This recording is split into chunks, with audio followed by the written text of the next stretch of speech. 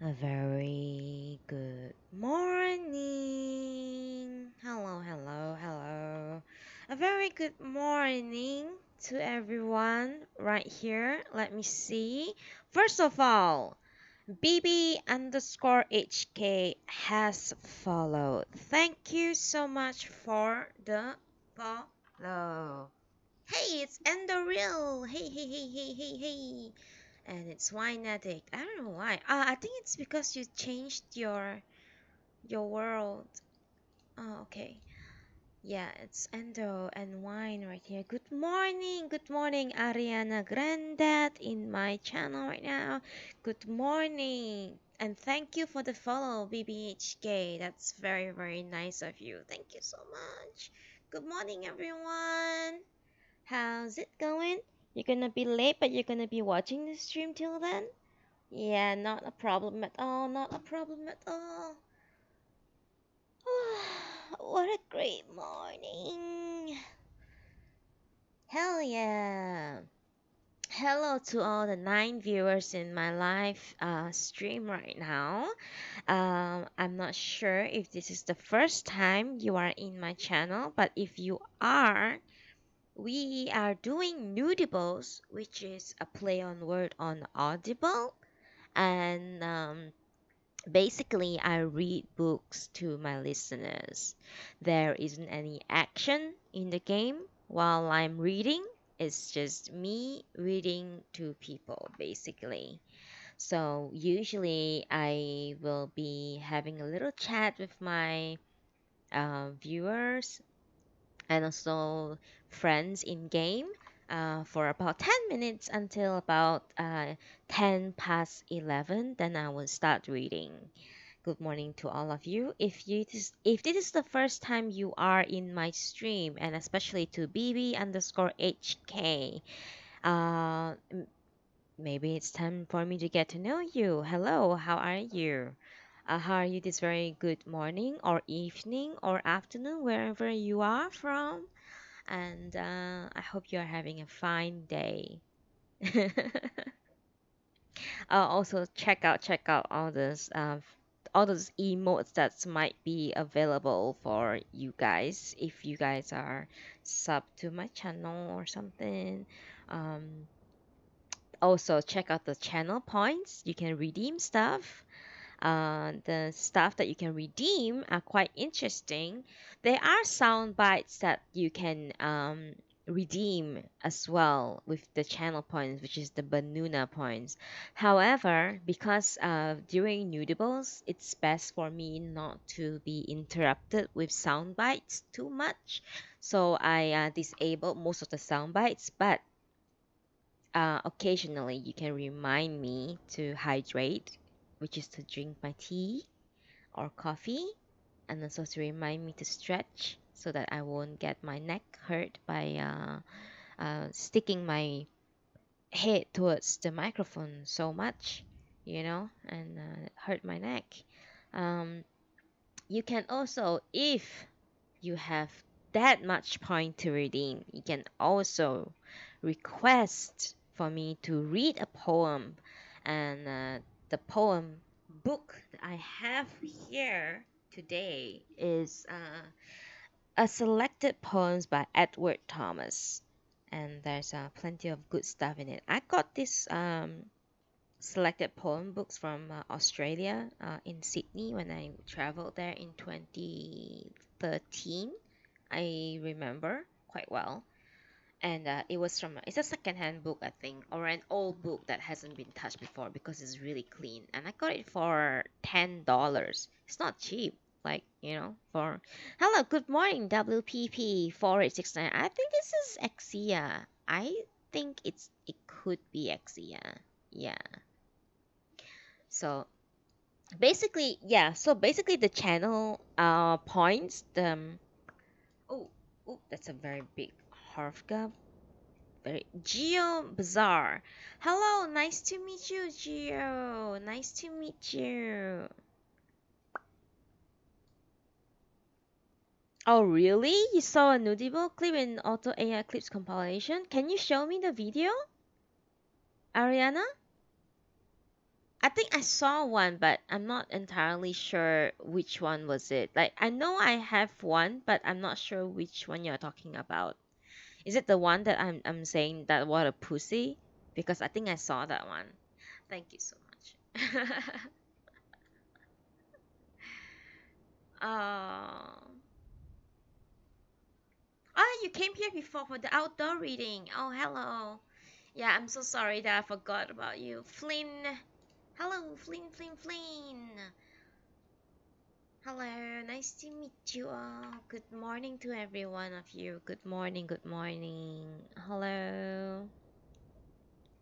So yeah, so if you have enough points, okay, then I have seen that one. Great. I hope more people will see that and will come to my channel. So if you have enough channel points, you can remind me to hydrate and to stretch. And by doing that, I will also be reminded to move my character in game so that I won't get kicked out from game basically when whilst I'm reading. And but if you have like 800 channel Banuna points, which I hope one day you will, you can request me to read a poem or read a quote on love.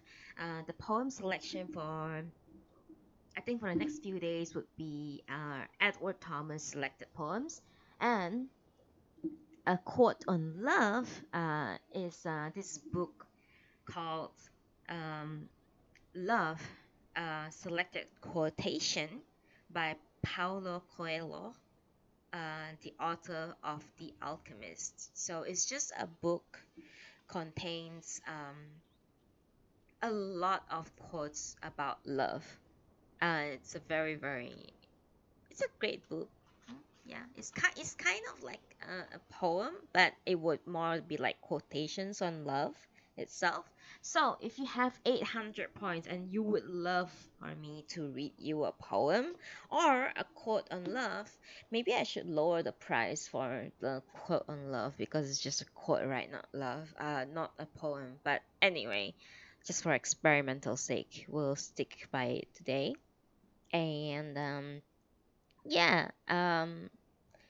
please occasionally, when you can, remind me to hydrate and remind me to stretch. The stretch would definitely be more like for me to move around in game so that I won't get kicked out. And yeah.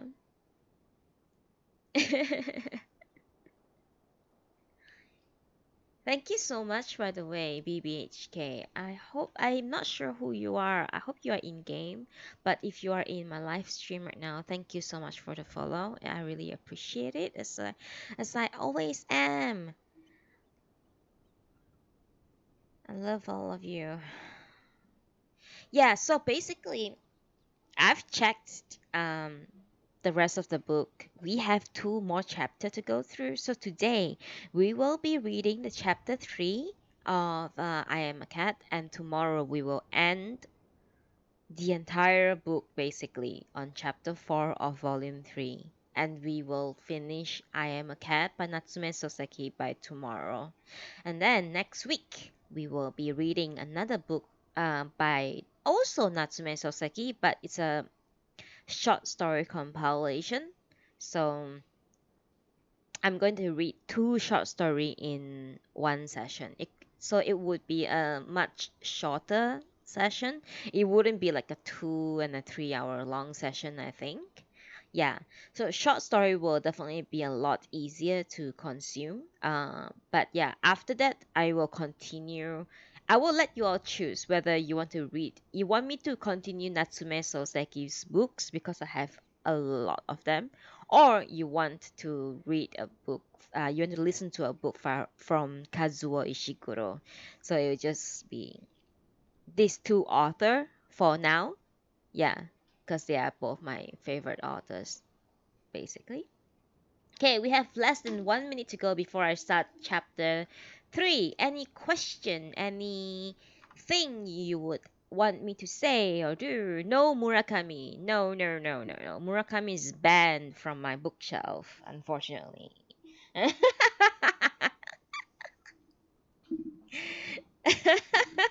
They don't they don't deserve a place on my bookshelf.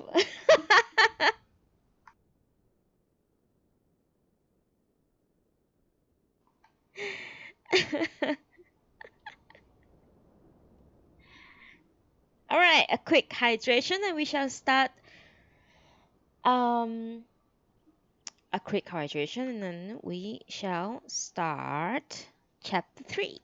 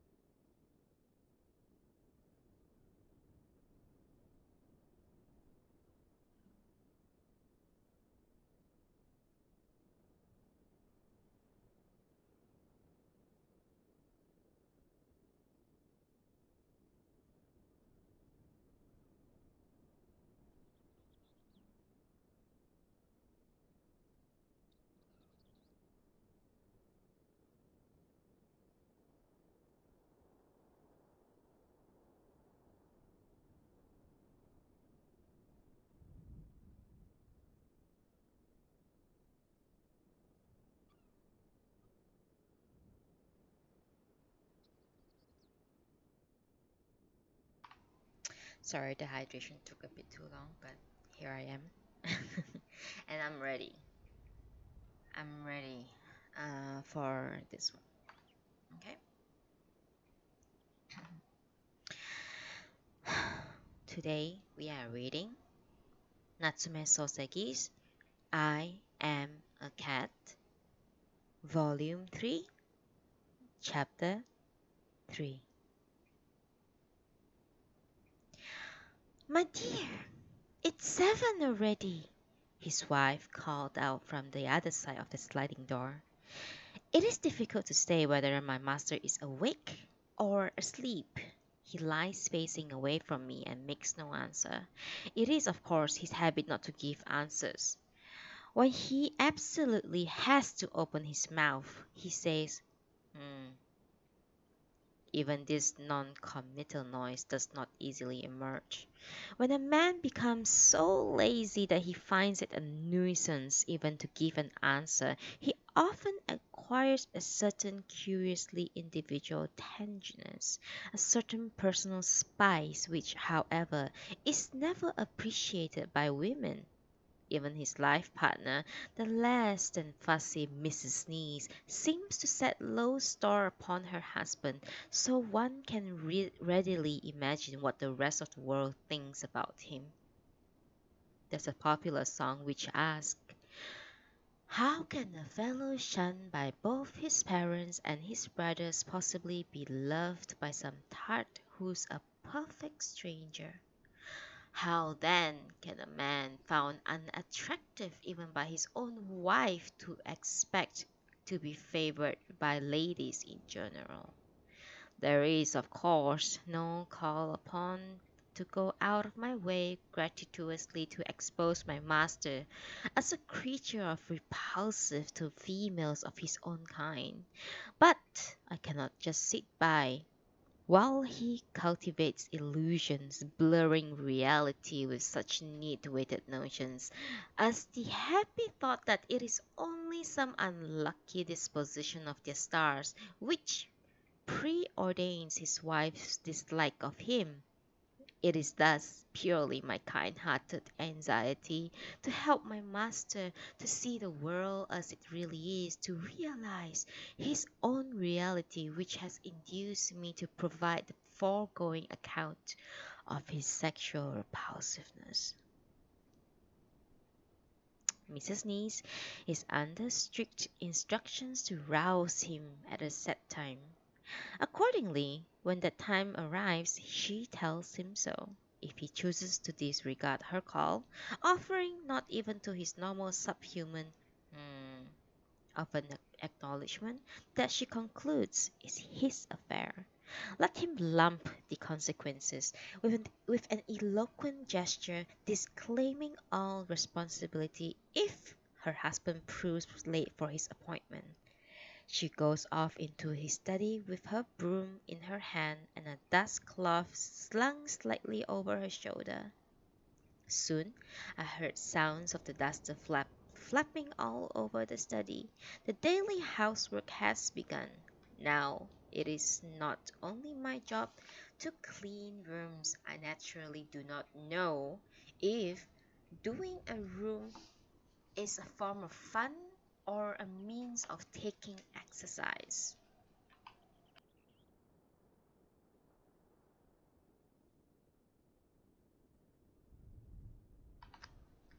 It's certainly no concern of mine, but I cannot forbear to comment that this woman's method of cleaning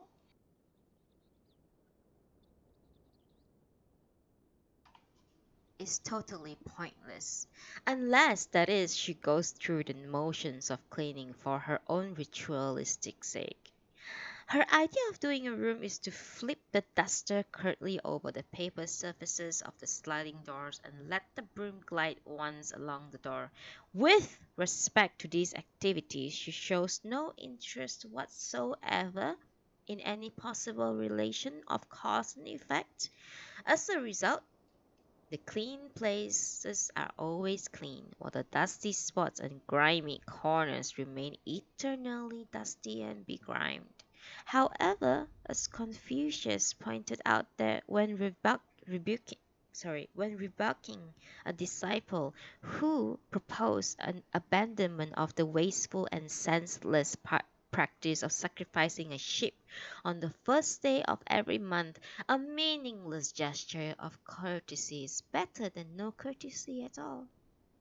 It may be that Mrs. Nee's style of cleaning a room should be recognized as minimally better than doing nothing at all. In any event, her activities bring my master no benefit. Nevertheless, day after day she takes the trouble to perform her pointless rite, which is, alas, the sole redeeming feature. Mrs. Nee's and room cleaning are, by the custom of many years, firmly linked to a mechanical association. However, their combination has in practice achieved no more actual cleaning than in those old days before she was born, and in those even older days before brooms and dusters had been invented. One might indeed say that the relation between Mrs. Neese and the cleaning of rooms resembles that of certain terms of formal logic which, totally unrelated to their nature, are nevertheless formally linked. Unlike my master, I am an early riser, so by this time I was already feeling distinctly peckish.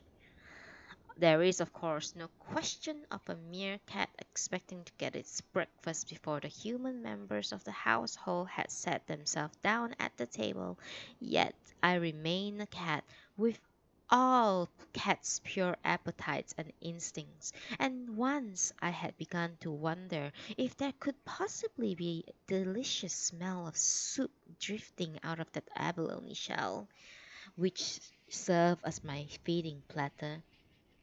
I simply unable to remain still when knowing its hopelessness.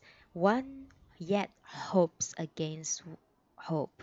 It is always wisest to concentrate on thinking about that hope and to discipline oneself into silent immobility. But it's easier said than done. One cannot help wanting to check whether one's hope has or one has not been fulfilled in reality, even when it's absolutely certain that a check must bring disappointment. One's mind will not stop fidgeting until it has been fully disappointed. I could no longer hold myself to check and accordingly crept out to investigate the kitchen. First, I peeped into my abalone shell in its usual place behind the kitchen furnace. Sure enough, the shell is empty, just as it was last night, and I licked it clean. This morning the shell looked singularly desolate, chillily reflecting the weird glow of the autumn sunlight filtering down through the skylight. Osang has already transferred the boiled rice into the serving container and is now stirring soup in the saucepan on the stove. Rice rich liquid that had boiled over in the cooking pot had dried into hard streaks, some of them looking like stuck on strips on high class paper down the sides of the pot. Since both rice and soup are now ready, I thought my own breakfast should be served at once. It's silly to be backwards at such times, and even if I don't succeed in getting what I want, I shan't lose anything by trying. After all, even a hanger on is as much entitled as anyone else to feel pangs of hunger.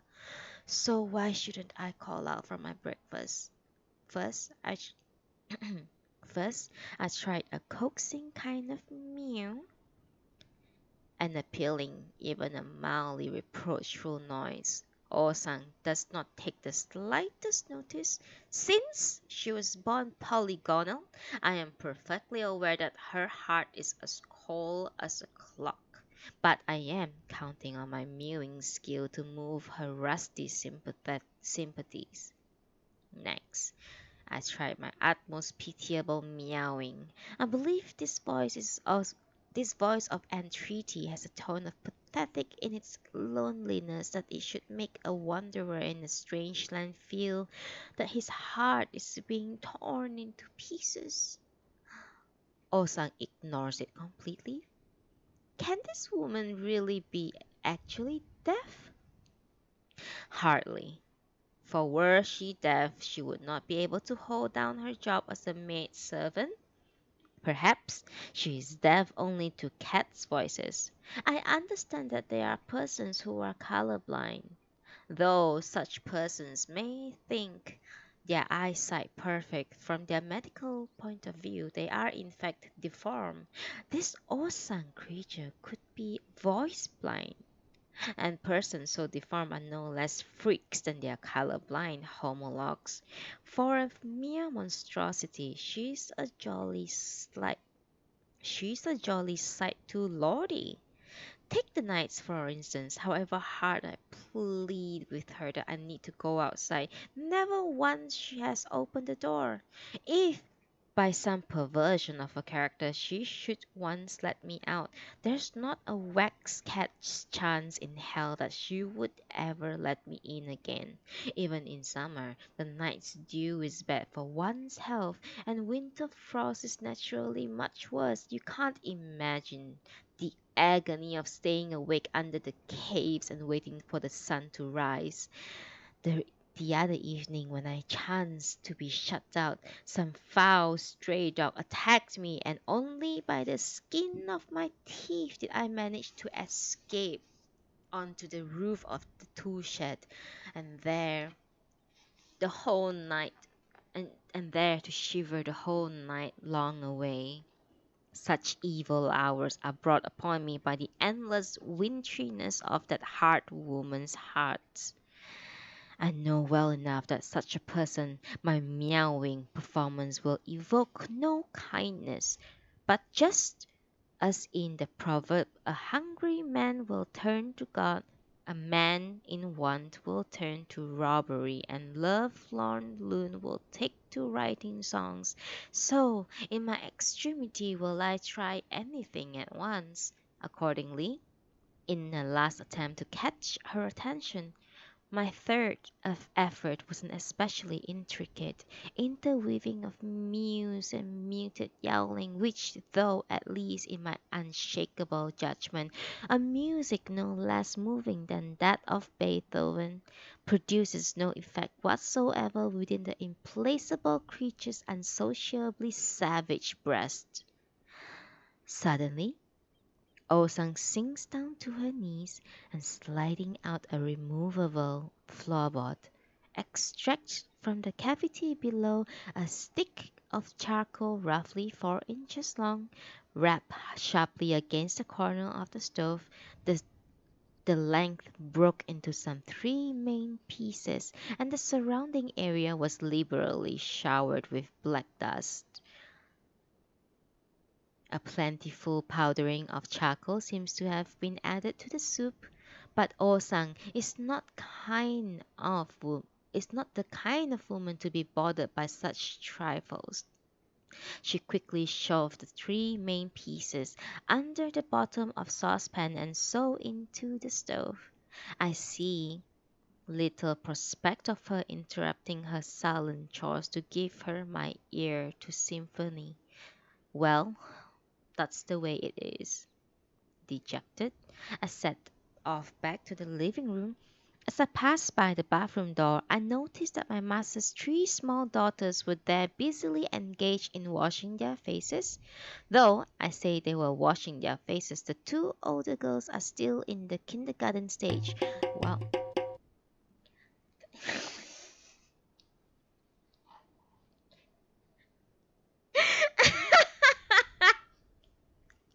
Thank you, Chris Binney, for the follow.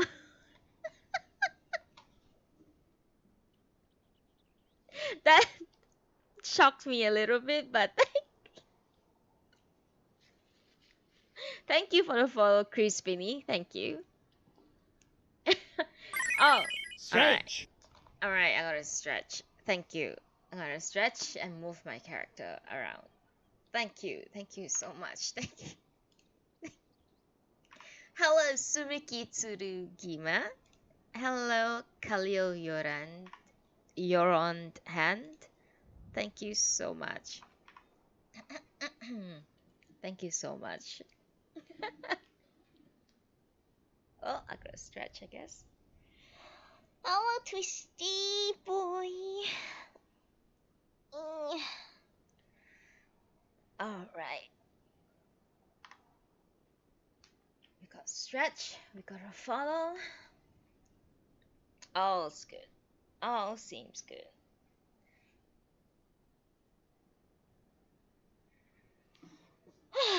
Okay.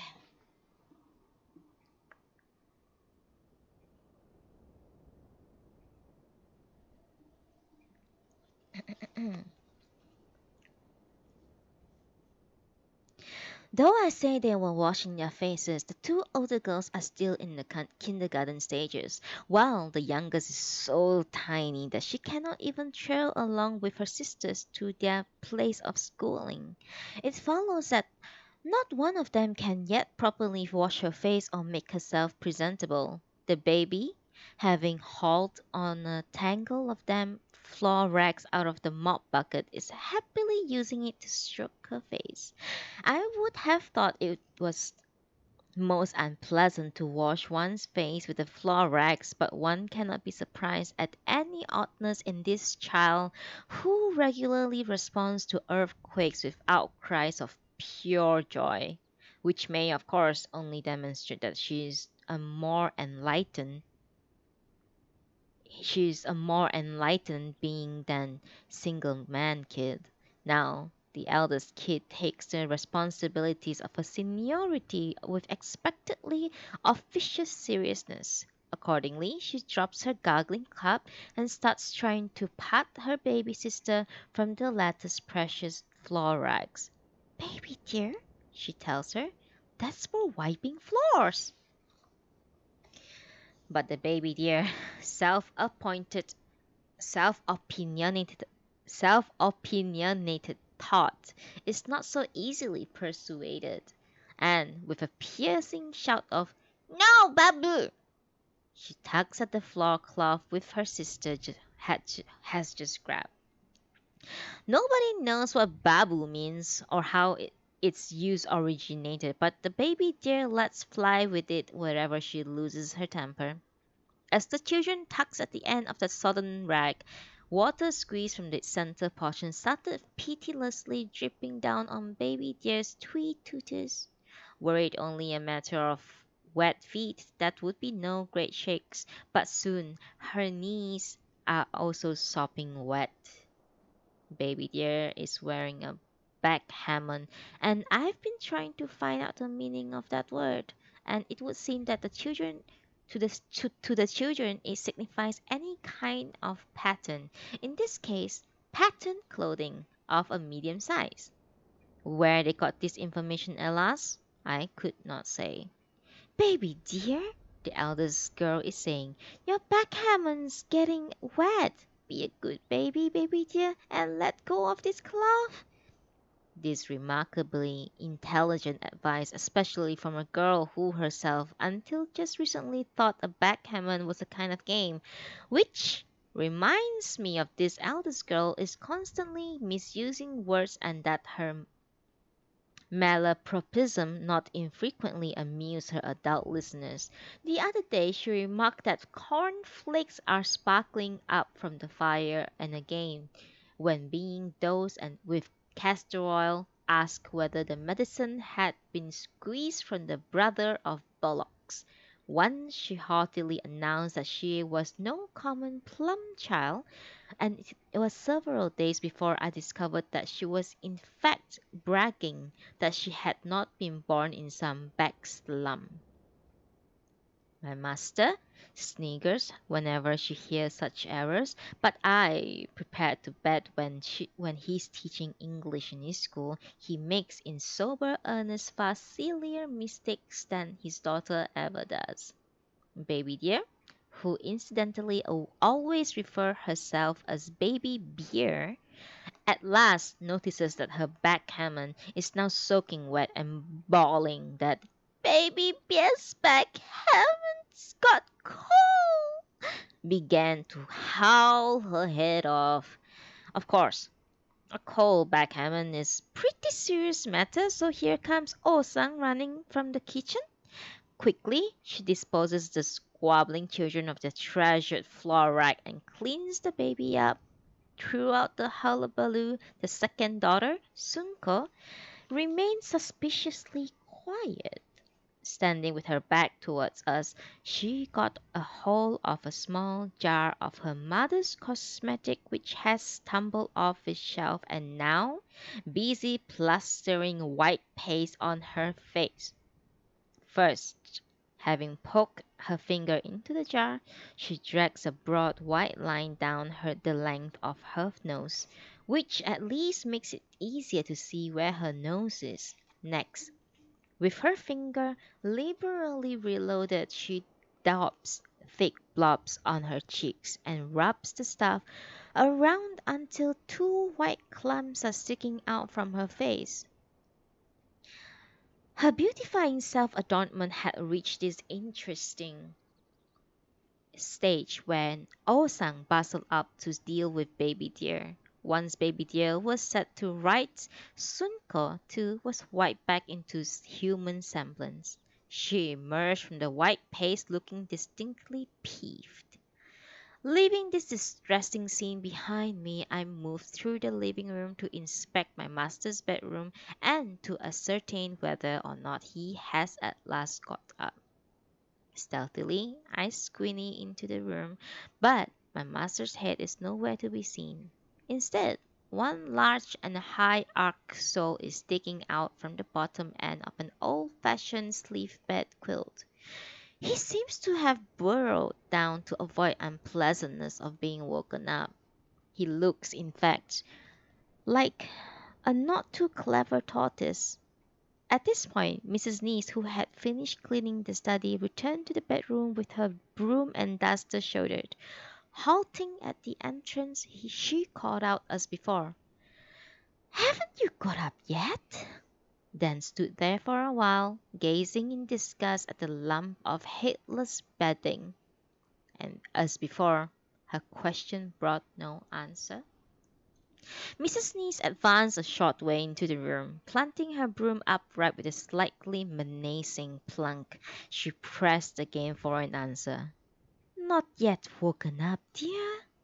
This time, my master is awake all right. Indeed, it is precisely because he is awake that he is now, head and body tucked well down and trenched within the bedclothes against the expected onslaught from his wife. He seems to be relying on some silly notion that so long as he keeps his head concealed, his wife may fail to notice that he still snuggs down in bed. She shows no disposition to him to let off so slightly. Her first call reckoned my master had come from the threshold, so there should still be a reasonably safe distance, perhaps as much as 6 feet between himself and her. She was consequently shaken when the plunk of her grounded broom haft came from less than 3 feet off. Worse still, her solicitous "Not yet woken up, dear?" sounded even under the bedclothes twice more menacing than before. Seeing no hope for it, my master thereupon surrendered, and his small voice answered, "Hmm. You said that you would be there by 9 o'clock. Hurry up, or you will be late." "You don't have to tell me. I'm getting up," replied my master, with his face spectacularly visible from the cuff of one sleeve of the bedclothes. His wife is used to this old trick. Once he has managed to convince her that he is going to get up.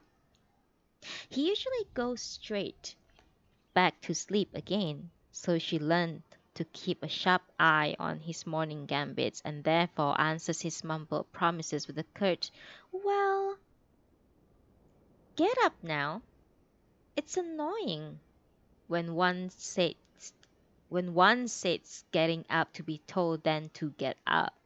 For a selfish man like my master, it is even more annoying. In one wild, angry gesture, he thrust aside the pile of bedclothes that he has been keeping over his head, and I note that his eyes are staringly wide open. "Don't make all that fuss. If I say I'm getting up, then I'm getting up." "But you always say you're getting up, then you never do." "Nonsense! When have I ever told a ridiculous lie like that?" "Why, always." "Don't be so silly." "Who are you calling silly? Answer me that." She looks quite dashingly militant as she stands there beside the bed with her broomstick planted like a spear shaft. But at this very moment, Yat-chan, the child of the rickshaw man who lives in the street behind us, suddenly burst out crying with a tremendous that Yat-chan should start crying as soon as my master gets angry with the responsibility of his ghastly mother. For the wife of the rickshaw man is paid to make her baby scream every time my master gets into fury, which is fine for the money-grubbing mother, but pretty hard on Yat-chan. With a mother like that, a child could well have cause to cry around the clock. If my master realized the way things had been rigged and made the little effort needed to control himself, then Yat-chan might live longer than seems likely, even though the victim's mother is being handsomely rewarded by the goldfields for her torturing of her child. Only a person so far more dangerously mad than Providence Fair would do such a lunatic thing. Were Yat-chan only made to cry on the occasions of my master's anger, he could probably survive, but every time that Goldfield's hireling hooligans come shouting around the house, then too the wretched infant is hurt until he screams. It is taken for granted that hooligans' catcalls will infuriate my master, so whether or not my master does flare up, Yat-chan catches hell in expectation of my master's anger. Every vulgar yell asserting that my master is a terracotta badger is thus invariably matched by a heartfelt yell from Yat-chan. Indeed, it has become difficult to distinguish between Yat-chan and my master. It is simple to start my master off by indirect approaches. One only needs to torment Yachan briefly to produce the same effect on my masters as slapping him directly in the face. I understand that years ago in Europe, whenever a condemned criminal escaped to a foreign land and could not be recaptured, it was the custom to fashion a simulacrum of fugitive which was then burned in his stead. Among those hooligans of Goldfields, there seems to be a tactician well acquainted with such an ancient European practices, and I must confess he certainly worked out some very clever ploys. Both the little louts from Cloud Descending Hall and Yachan's mother represents real problems for my master, who, when all is said and done, is a man of limited abilities. There are many other equally awkward customers to be coped with. One might even say that, from my master's point of view, the entire district is populated with awkward customers. Since these others are not immediately relevant to this story, I will introduce them later as developments require. For the moment, I will return you to my master quarreling in the bedroom with his wife. On hearing Yat-chan cry and at such an early hour, my master must have felt really angry. He jerked sharply up into a sitting position among the bedclothes, for at times such stress no years of mental training, not even the presence of a single man kid himself could exercise the least restraint. Then, with both hands, he began to scratch his scalp with such vicious violence that nearly every square inch of his skin was clawed away. A month's accumulated dandruff came floating down to settle nastily on his neck and pajama collar. It is a sight not easily forgotten, yet another shock greeted me, my wondering eyes, when they fell upon his bristling moustache. This that Perhaps that ragged growth felt it would be less than seemly to become when its owner so savagely distraught, but whatever the reason, each individual hair has gone completely berserk and forgetting all sense of cooperation in the frightful vigor of their self-expression, the various hairs are jutting out like bayonets of ill-trained conscripts in whichever wild direction takes their frantic fancy. This, too, constitutes a sight not easily forgotten. Only yesterday, out of regard for the bathroom mirror and in deference to the German Emperor, these hares had obediently mastered themselves into the disciplined formation, but after no more than a single night's repose, all that benefit of their training has been scattered to the wind. Each separate conscript hair has reverted to its aboriginal nature and has resumed that individuality which reduces the moustache to its condition of rabble. The same sad process of rapid degeneration may be observed in, in my master. In the space of a single night, his mental training loses all effect, and his inborn boorishness came bristling back into the view through every pore of his skin. When one pauses to wonder how such a wild whisker Tasker has managed to keep his job as a teacher, then for the first time one grasps the varied vastness of Japan. Indeed, only a land of such true enormity could find room for Goldfield and his pack of snooping curs and rabid bitches to pass themselves off as human beings. My master seems to believe that in society where those monstrosities can indeed pass for human, there is no conceivable reason why his own modest eccentricities should lead to his dismissal. Thank you. Thank you.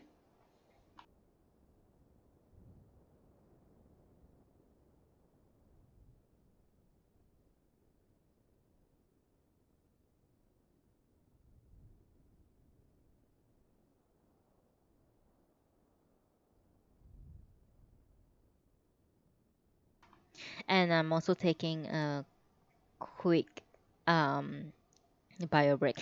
This hydrate sound is so loud me interesting. Yeah, go drink some water. And I'll be right back in about 2 minutes.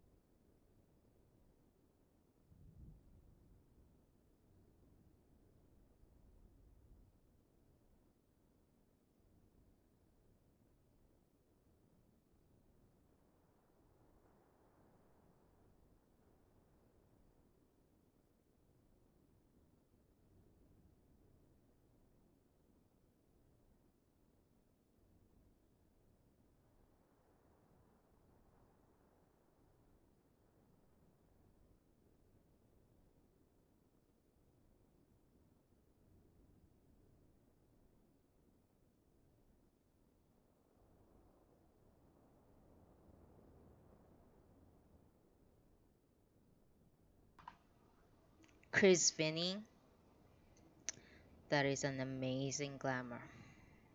That is the only glamour that matters when you play as a tank. And all tanks should be wearing that glamour, regardless what job they play, and regardless what tank they play.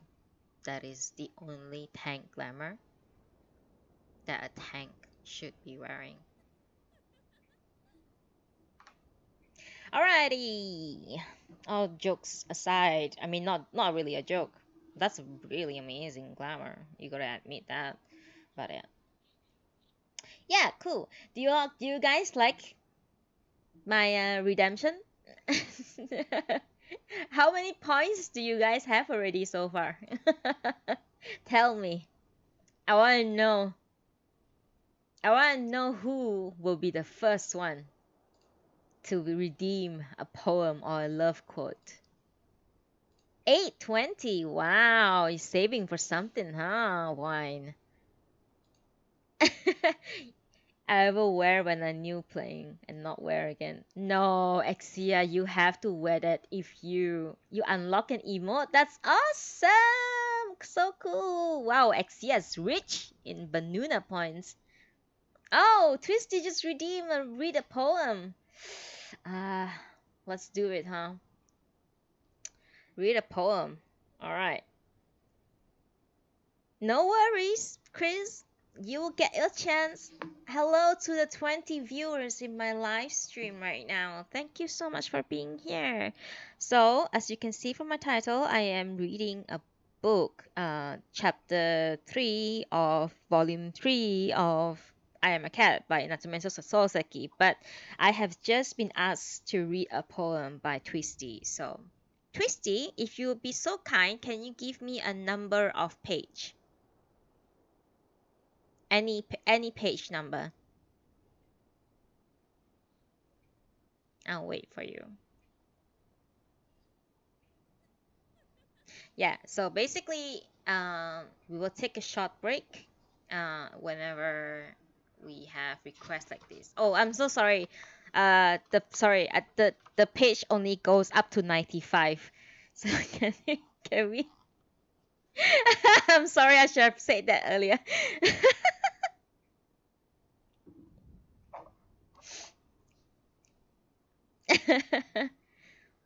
Oh, I see wine really likes that emote, huh? All right, 88. Let's do it. 88, 88, 88. 88. The poem is called, uh, the poet is Edward Thomas, and the poem title is The Gypsy. A fortnight before Christmas, gypsies were everywhere. Vans were drawn up on waste. Women thrilled to the fair. "My gentleman," said one, "you've got a lucky face." "And you've a luckier," I thought, "if such a grace and impudence in rags are lucky. Give a penny for the poor baby's sake. Indeed, I have not any, unless you can give change for a sovereign, my dear. Then just half a pipeful of tobacco can you spare?" I gave it. With that much victory she laughed content. I should have given more, but off and away she went with her baby and her pink sham flowers to rejoin.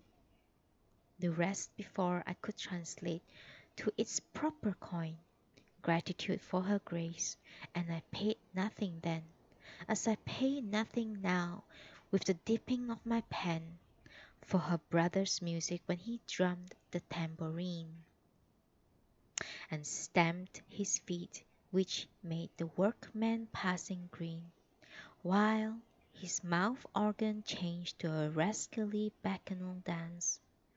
Over the hills and far away, this and his glance outlasted all the fair, farmer and the auctioneer, cheapjack, balloon-man, drover with crooked stick and steer, pig, turkey, goose, and duck, Christmas corpse to be. Not even the kneeling ox had eyes like the Romany. That night he peopled for me from the hollow wooded land, more dark and wild than stormiest heavens that I searched and scanned. Like a ghost new arrived, the gradation of the dark were like an underworld of death, but for the spark in the gypsy boy's black eyes as he played and stamped his tune over the hills and far away, and a crescent moon.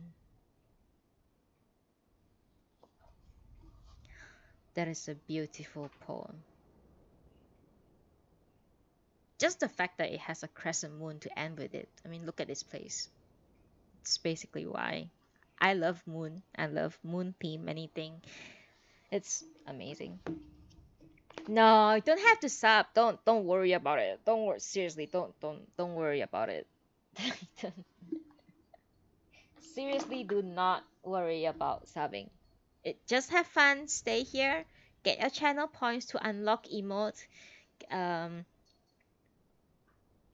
I love Moon Moon. Yeah, I love Moon Moon and I love the moon. I love anything that is related to the moon, and I think moons are amazing. Yep, yep, yep, yep, yep, yep, yep.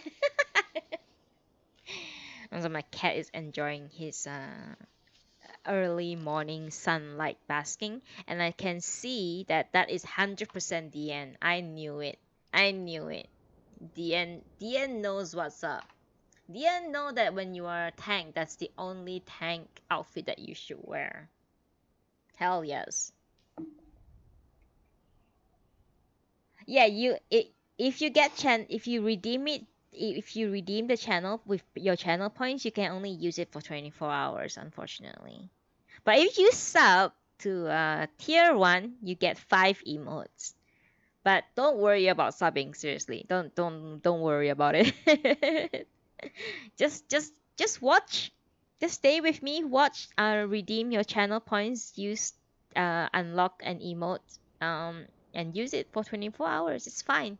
That's good enough. That's good enough. Seriously. Don't worry about subbing. I'm here to read and entertain you guys, and for you guys to be here and listen to me, that's good enough. Did you guys enjoy the poem just now? So that's what you can do. You can redeem poems with the points later on. I think I'll change. Okay, can you give me one quick moment? I'll change um the uh the redemption for love quote to 600 instead of.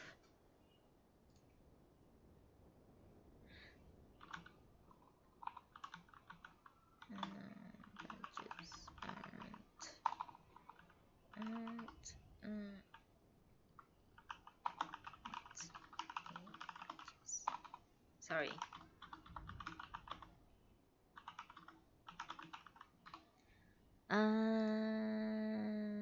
Just a quick one. Just sorry, just a quick moment. I want to change the points for love quotes so that it's not that expensive. It's way expensive for a quote. 1 second.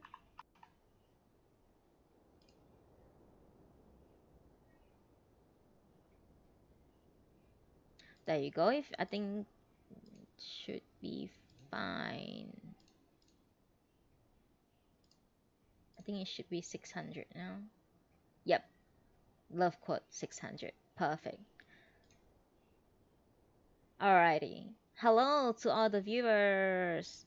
Hell yeah, hell yeah, hell yeah, hell yeah. You guys are awesome. Alrighty. And we shall continue our reading, okay? Okay. You guys really like that emote, huh?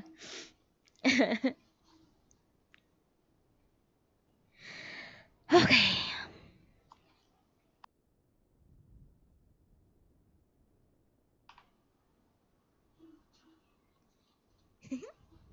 Yeah, you have to thank Diane for that. Diane did all my emotes for me. She's really good at them. Really amazing. Did an amazing job. Alrighty. My master seems to believe that in a society where this monstrosity can indeed pass for human, there is no conceivable reason why his own modest eccentricities should lead to his dismissal. In the last analysis, one could always obtain an enlightening explanation of the whole crazy setup by sending a postcard of enquiry to that noble pal which shelters Providence Fair. At this point, my master opened his eyes, whose drifting cloudiness I have previously described in detail, as wide as they can stretch, and with an unaccustomedly sharp glance stared at the cupboard in the wall that faced him. The cupboard is about 6 feet in height and divided horizontally into top and bottom halves, each half having two sliding paper doors. The bottom end of my master's bedclothes reached almost the lower part of the cupboard, so that having just sat up, he cannot help But focus as soon as his lids are lifted on the picture painted paper of the cupboard sliding doors. Here and there, the paper skin has peeled or has been torn away. The curious underlayers, the flattened intestine of the panel, are distinctly visible. The innards are of many different sorts. Some are printed papers, others are handwritten. Some have been pasted face side in, others upside down. The sight of this displayed anatomy of paper stirred in my master's a sudden urge to read what was written there. In the fact that was my master, who, until but a moment ago, was so frenetically incensed that he could happily have grabbed the wife of the rickshaw-man and ground her nose against a pine tree, now suddenly wishes to read old scraps of paper may seem a little strange, but actually such conduct is not at all unusual in an extrovert so easily centered. It is another version of the squalling baby who started to coo as soon as he is given sweets. Years ago, in his student days, when my master lodged in a temple, there were 5 or 6 nuns living in the room next to his, with nothing but the sliding paper doors between them. Now, nuns are by nature the cattiest of all cat-natured women. This nun seems quickly to have perceived the true and inmost character of my master, for they have made it their practice to chant, tapping out the rhythm of the rim of their cooking pot, that jingle parents used to tease a child about, about its changeable moods. The little crow that cried and cried has grown a green 6 inches wide. My master, I've been told, has loathed nuns ever since.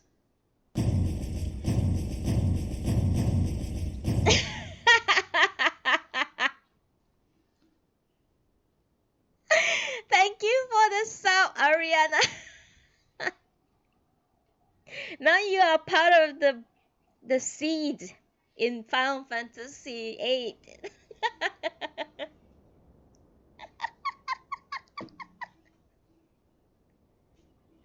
Congratulations, Ariana Grandad. Thank you so much for the sub. Thank you, thank you, thank you, thank you, thank you so much. That was great, isn't it? Oh my god, that shocked me. You want the emotes? Yeah. I can understand the feeling. I sub to Moon Moon, even though he doesn't need my money. I sub to Moon Moon just because I want all the emotes. Permanent. Okay, okay. I welcome all subscription and thank you for the sub. and for that, and for that, you know what? For that sub, I grant you a quote. A free quote without point redemption. A free quote about love. Pick a page, please.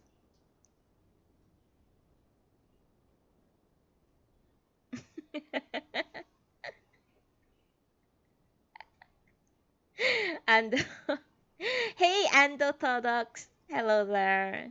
I didn't see you for a few days. Are you happy that you got a sub too? Ariana, pick a page, quick.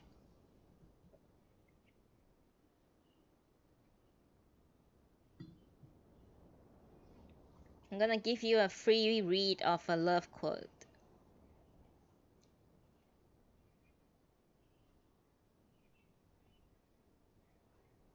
Oh, Ariana thinking very, very hard, huh?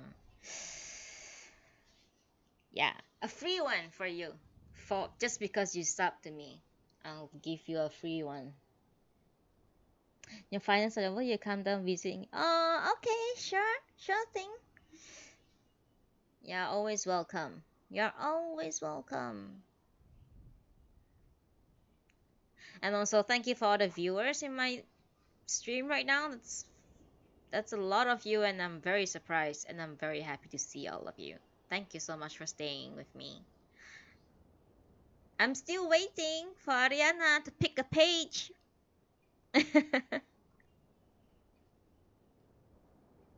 Come on now.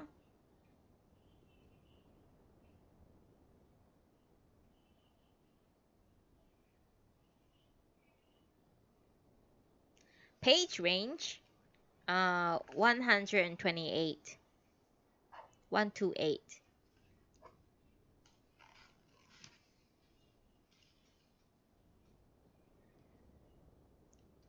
Just continue. Okay, then I'll just pick one for you. I'll pick page 69.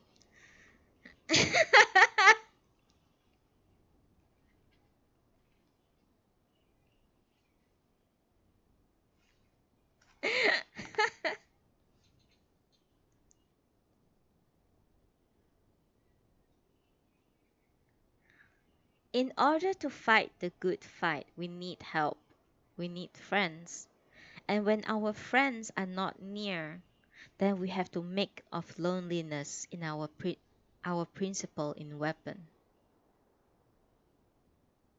The world needs examples of people capable of living out their dreams and fighting for their ideas. There you go. It's not just about love as in like, love relationship, but also like, I think like just love in general. I don't know. Also, there weren't any quote on page 69. It was like a title. So it was page 70 that I read from. Anyway, let's go on to our story. To our chapter. Camaraderie. Yeah, camaraderie is love. Everything. Like friendships, love. Family, love. Alright, let's go. My master, I've been told, has loathed nuns ever since. They may well be detestable, but their chanting told a truth. For though none of his moods is lasting, my master contrived to weep, to laugh, to frolic, and to be downcast more frequently than anyone else in the world. Putting it kindly, one might say he shows a certain lack of tenacity, and is inclined to change his mind for insufficient reason. Translated into simple everyday language, that merely means that my master is a shallow, stubborn, spoiled brat. Now, being a spoiled brat, it's not all surprising that full of fighting spirit he should jerk his torso so fiercely up from the bed and then balance on his bottom suddenly change his mind and begin to read the flattened intestines of a damaged cupboard floor. The first thing he noticed was a photograph of Ito Hirobumi standing on his head. By twisting his neck to study the date associated with this irreverently pasted picture, my master found it to be September 28, 1878. So, even as long as 27 years ago, the present resident general in Korea was already doing somersaults. Wondering how the resident general might have occupied himself before Korea was available to reside in, my master crooks himself sufficiently to decipher finance minister. This is a great man. Even when he's standing on his head, he's a finance minister. A bit to the left of that information, the minister again appears.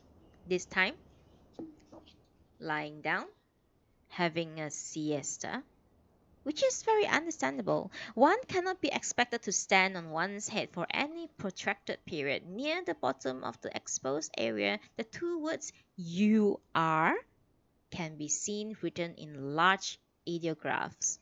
My master naturally wanted to read the rest of such aggressively sized sentence, but alas, nothing more was visible. Of the next line down, all that can be read is quickly. And once again, there's no clue to the rest of the text. objects. If my master were a detective of the Metropolitan Police Board, he might have satisfied his curiosity by ripping off the rest of the top layer of the paper, even though the cupboard door, its skin, and its intestine all belong to somebody else. Since no detective has been properly educated, such barbarous persons will do anything to sate their lust for facts, which is a lamentable state of affairs. I wish they would behave with a little bit more civilized reserve. Matters would be more improved if a rule were established that all facts should be withheld from detectives whose conduct lacks reserves. I understand that these disreputable servants of public sometimes arrest innocent citizens on the basis of false accusations and manufactured evidence. That public servants employed and paid for by honest citizens should be given scope to pin crimes on those who pay and employ them is yet another example of the lunatic condition of human society. My master next studies the center part of the exposed paper where the map of Oita Prefecture has been pasted upside down. Since the resident general in Korea is standing on his head, it's not surprising that the Oita Prefecture should join him in his somersault. When my master's eye had taken in the overthrow of Oita, he clenched both hands and thrust his fist on high towards the ceiling. These semantic gestures foretell a coming yawn. His yawning too is signally abnormal, less a human yawn than a yowling of a whale. That performance over, my master put some clothes on and lurched off into the bathroom for a wash. His wife, who had been impatiently waiting for this moment, quickly gathered up the quilt, folded it, and put the bedcloth in the cupboard. Then, as usual, she began to clean the room. Just as Mrs. Nee's cleaning system has become a stylized drill, so too over the years her husband established a routine pattern for washing face. I think I earlier mentioned his noisy morning gargling, its very variation of bass and treble bubblement, and today he's doing it as usual. Finally, having made the usual careful parting on in his hair, he appeared in the living room with a hand towel draped across one shoulder. There, with a lordly air, he sat himself down beside the oblong brazier. Mention of that object may lead some of you to imagine an oblong brazier made from fine Zelkova wood. Some perhaps may picture a brazier. Sorry, not brazier. That's a brazier. Oh, a brazier is a different thing, alright? Alright. A brazier of black persimmon wood. Its inner sides entirely copper plated, against the lip of which sexy looking charmer with long, freshly washed tresses sitting on one knee raised, seductively tapped out her long slim tobacco pipe. But poor old Snee's brazier is sadly less than picturesque. It is in fact so ancient that none but an expert could guess what wood was used to make it. The fine point about any such oblong brazier is the quality and brilliance of the gloss acquired by years of patient polishing. But this brazier is not only undetermined as to its material, which could as well be cherry as Zelkova and Polonia as cherry, but has never once been polished. It is consequently gloomy, and would certainly not have bought it, could it then been a present. Not that I have ever heard, which leaves us to the possibility that he stole it, and at this point all histories of brazier became a little vague. Many years ago, among my master's relatives, there was an old man. When that ancient died, my master was asked to live in the dead man's house and just look after it. Some years later, when my master moved out to occupy his own new house, he simply took along with him, possibly unthinkingly, the oblong brazier, which he has used so often that had come to regard as his own property, and suffered, decaying into unsubscription. Usucaption, which sounds a little wicked. Indeed, when one considers the matter, his fact was certainly wrong. However, such happenings are common enough. For instance, I understand that bankers grow so accustomed to handling other people's money that they come to regard it as their own. Similarly, public officials are the servants of the people and can reasonably be regarded as agents to whom the people has entrusted certain powers to be exercised on the people's behalf in the running of public affairs.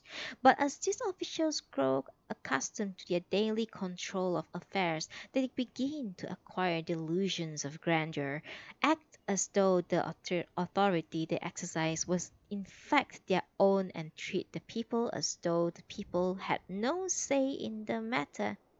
Since the world is thus demonstrably full of such usurpers, one cannot brand my master as a thief just because of this business with the oblong brazier.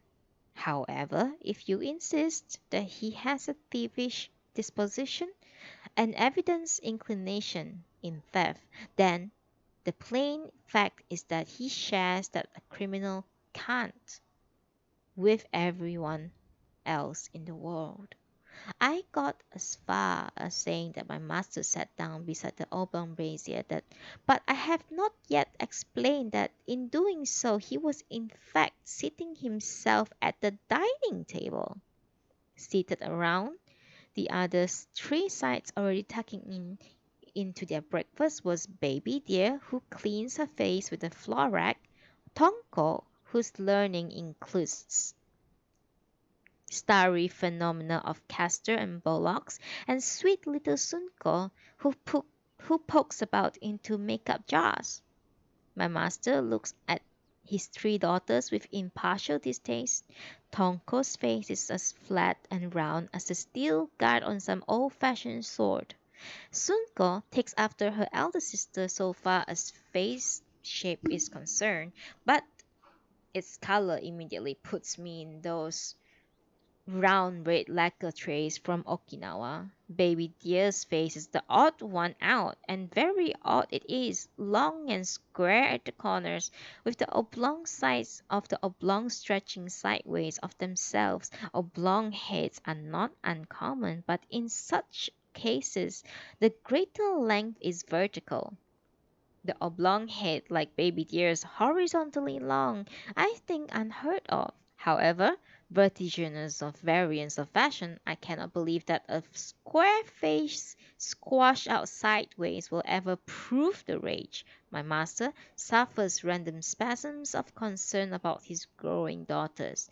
Their growth is unpreventable, and they are certainly all growing. Indeed, the speed of their growth reminds me of a sheer blue force of bamboo shoot accelerating into sapling size of the garden in some Zen purveying temple. Every time my master notices an increase in his children's size, he becomes as nervous as if an inexorable pursuer were catching up behind him. Though an inordinately vague person, my master does realize that these three daughters are all females. He also understands that being female, proper arrangement for their disposition must be made. He understands that, yes, but that is all. For further realize that he is quite incapable of getting them married off. Therefore, though they are indeed his own offsprings, he finds them more than he cares for. If he's the kind of father who finds his children a bit too much, then he should never have produced them. But such behavior is all too typically human. It's painfully easy to define human beings. They are beings who, for no good reasons at all, create their own unnecessary suffering. But children are terrific. Not even dreaming that their father is thus worried stiff about what to do with them, they go on eating happily. The only unmanageable one is Baby Deer. Baby Deer is now nearly 3 years old, and so her mother, seeking to be kind, has provided her with time using a pair of chopsticks and a rice bowl, all of sizes appropriate to her age. But Baby Deer will have none of it. First, he grabbed her elder sister's chopstick, then her rice bowl. Though they are too large for her, she struggles to control these unmanageable things. One finds in this sad world that among mean-spirited persons, the greater their incompetence and inefficiency, the sharper their sense of self-importance, and the more virulent their ambition to occupy unsuitably high official posts. This style of character always begins to develop at the stage now reached Baby Deer, and since the roots of these defects of character run down so deeply into babyhood, wise persons quickly resign themselves to the wretched truth that no subsequent discipline or education can eradicate such flaws. Baby Deer positively wallows in her tiny tyrannies, refusing to surrender the enormous rice bowl and hefty chopsticks that she looted from her sister. Perhaps since she is seeking by sheer violence to control objects far too big for her to handle, she has no choice but to play the tyrant. In any event, she begins by clamping both chopsticks tight together in a firm grip. Applied too far down toward their lower ends, she then rams this wooden wedge into the bottom of the rice bowl, which is 4/5 full of rice topped up with to its brim with bean paste soup. The rice bowl had managed, somewhat precariously, to retain its balance throughout Baby Deer's initial raid, but as soon as it is felt the force of a chopstick battering ram, it tilted 30 degrees out of the trough and poured a sluice of still hot soup all down in front of its assailant. But Baby Deer is not to be daunted by such a petty setback. For Baby Deer's a tyrant. Accordingly, she yanks the chopstick savagely out of the bowl, shoves her rosebud mouth right up against the rice bowl's lips, and then proceeds to shove masses of soggy rice into her slurping maw.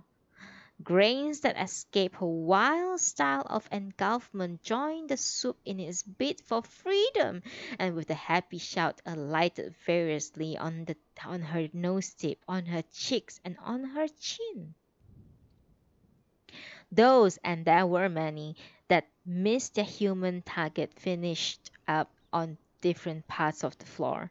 This is a most reckless manner in which to eat rice. I respectfully advise all persons in position of power to including that infamous Goldfield fellow, that if they persist in treating people with the same crude violence that Baby Deer applies to the rice bowl and the chopsticks, they too will finish up with only a spattering of rice grains in their mouth. Only the only grains that will, in fact, land up in their gullets will not be those on whom pressure has been applied, but merely those who have lost all sense of direction. I do most earnestly entreat all persons of influence to reflect deeply upon this matter. Men who are truly wise in the world never act so stupidly. The eldest girl, her bowl and chopsticks snitched by the baby, has been obliged to make do with Baby Deer's dwarf versions, but the baby's bowl can hold so little rice that 3 quick mouthfuls empty, forced into frequent replenishment. She has already downed her 4th helpings and is apparently going to take the 5th. She lifts the lid lid of the rice container and holding the broad rice scoop momentarily poised, stared at the bunkered grain as though undecided whether or not to help herself to more. In the end, she plumped for another bowlful and carefully scooped out a dollop of rice that looked unburned. So far, so good. However, as she brought the laden scoop toward the rim of her bowl, she accidentally banged the two together, with the result that large-ish lump of rice fell down on the floor. Looking not the least put out, she began to pick it up again and almost finicking care. Naturally, I wondered what was she going to do with it. She put it all, every single grain, back into the container, which seems a dirty thing to do. The conclusion of this ugly business came at the same time as the climax of Baby Deer's performance with the shoveling chopsticks. An elder sister can hardly be expected to overlook a face as foully spattered with rice as Baby Deer. Baby Deer, you look terrible with your face all covered in rice. She begins to clean up the mess. First, she disengaged the rice grain sticking on the baby's nose, but instead of throwing it away, popped it, much to my surprise disgust, into her own mouth. Then she tackles the cheeks. Here's the grain, some 20 altogether, all clotted in a scattered group. One by one, her elder sister picked the kernels off the baby's cheek. One by one, she ate them. At this point, the middle sister, Sunko, who hitherto has demurely busied herself with crunching pickled radish, suddenly scooped from her brimming soup bowl a broken goblet of sweet potato and slung that wretched object straight into her widely open mouth. As my readers are no doubt aware, nothing can sear the mouth more painfully than a sweet potato cooked in bean paste soup. Unless, very carefully, even a hardened adult can give himself a truly nasty burn. It is thus understandable that a mere beginner in the art of eating such sweet potatoes should feel scorched, as certainly did Sunko out of her tiny mind. With a fearful squawking, "Wah!" she spat the burning goblet out upon the table. The slightly mangled object skidded across the table surface, coming at last to rest within the convenient grabbing distance of Baby Deer. Now, Baby Deer, as tough-mouthed as a cart horse, just dotes on sweet potatoes. Seeing her favorite goody skid to steaming hot, only a hand stretched from her rice-stripped face, she pitched away from her chopstick, snatched the sweet potato, and gobbled it gladly down. My master, a fully conscious witness to all these ghastly happenings, watches them as dispassionate as if they were occurring on some other planet. Without saying a word, he has quietly got on. Thank you.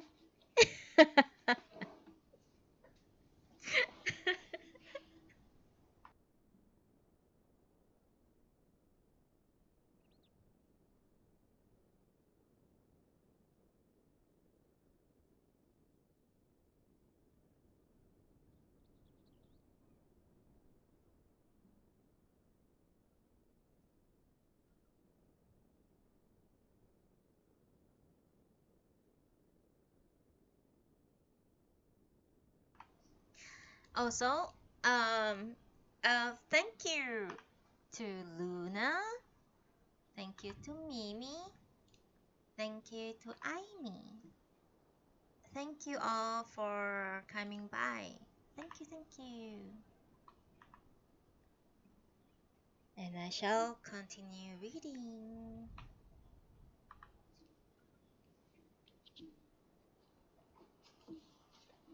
Without saying a word, he has quietly got on with eating his own rice and soup, and is not engaged in probing his jaws with a toothpick. He seems to be following a policy of complete non-intervention, even of masterly inactivity, in rearing of his daughters. One fine day in the not too distant future, this trio of bright college girls may be fated to find themselves wild lovers with whom, for the sake of passion, they'll run away from home.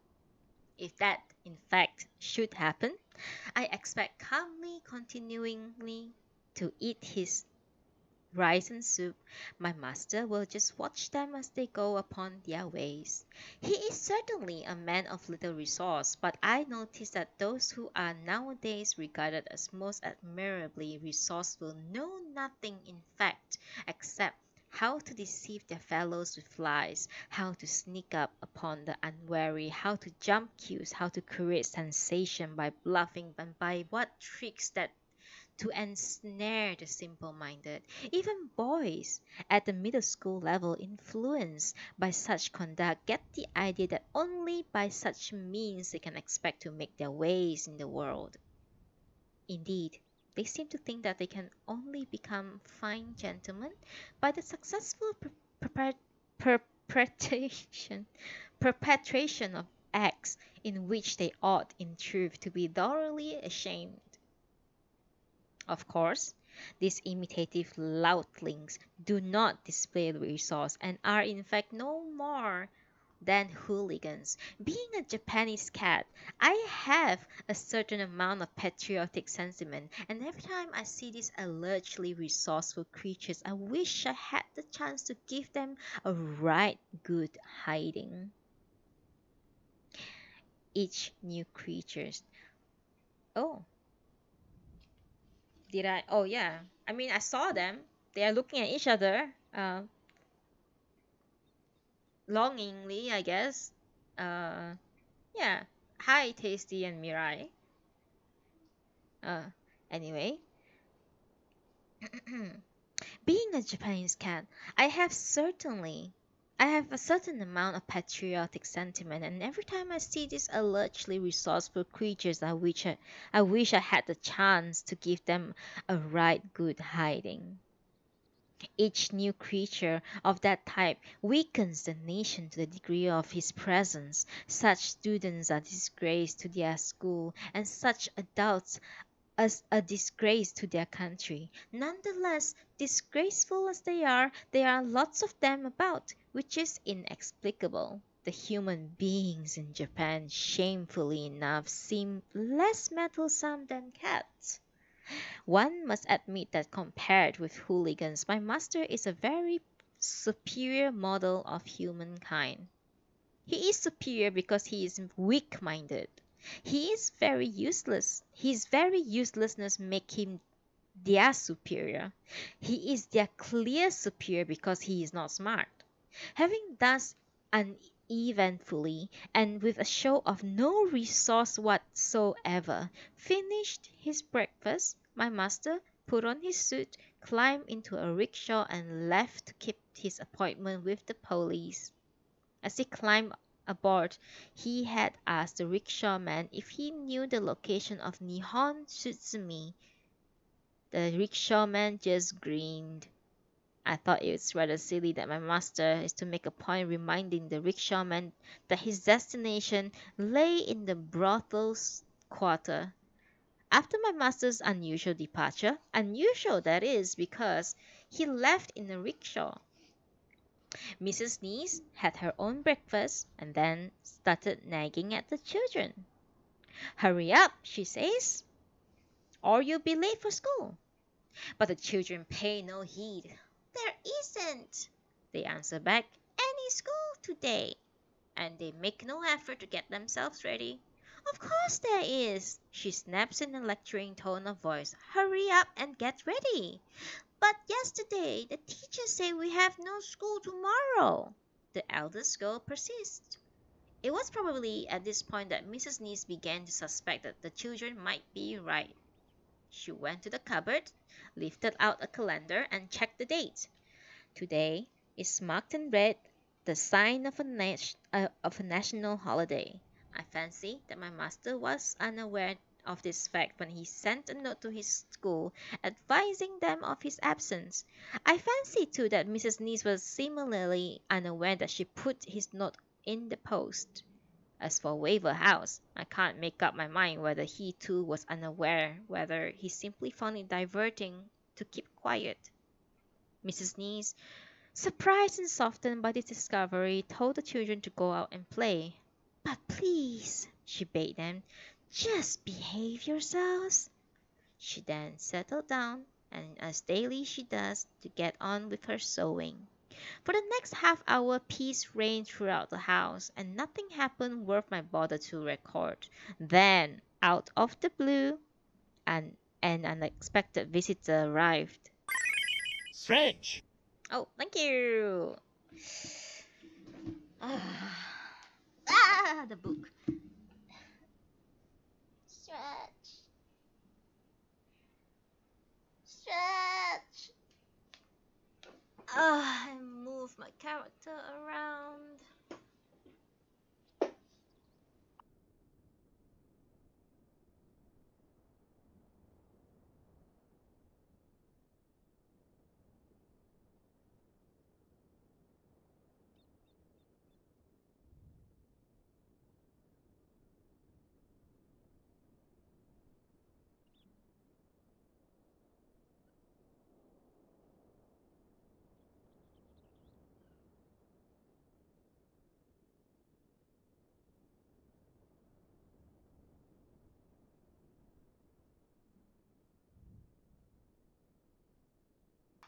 Thank you for the stretch reminder. Thank you so much. That's very, very helpful. Let me sit down properly and continue. Might as well take a sip of tea.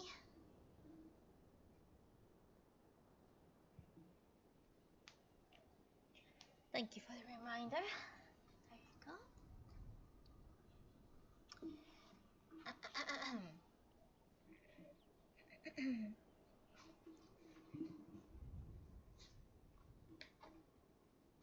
Then, out of the blue, an unexpected visitor arrived. A young girl, student age, I would guess, perhaps 17 or 18. The heels of her shoes had worn crooked and her long purple skirt trailed along the ground. Her hair was quaintly dressed in two big bulges above the ears, so that her head resembles an abacus bead. Unannounced, she walked in through the kitchen entrance. This apparition is my master's niece. They say she is a student. She's always liable to drop in on a Sunday, and she usually contrived to have some kind of row with her uncle. This young lady possessed the unusually beautiful name of Yukie, but far from reminding its viewers of Snowy River, her ruddy features are of that dull normality which you can see on any street if you take the trouble to walk 100 yards. My dear, how early you are! Because it's a national holiday. I thought I would come and see you in the morning, so I left home in a hurry about 8:30.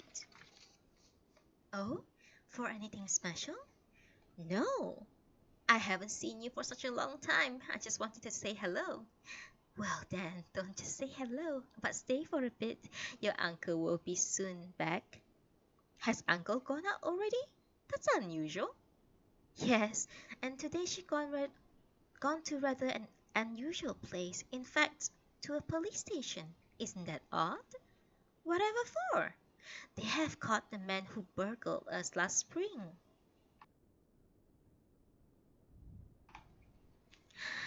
I see. Otherwise, Uncle wouldn't have gone out as early as this. Normally, he'd still be snoring. There's no one quite such a lie-a-bit as your uncle, and if one wakes him up he gets extremely cross. This morning, for instance, because he had asked me to wake him up at 7, that's when I woke him up, and do you know, he promptly crept inside the bedclothes and didn't even answer. Naturally, I was worried about his appointment with the police, but when I tried to wake him up for the second time, he said rather unkind.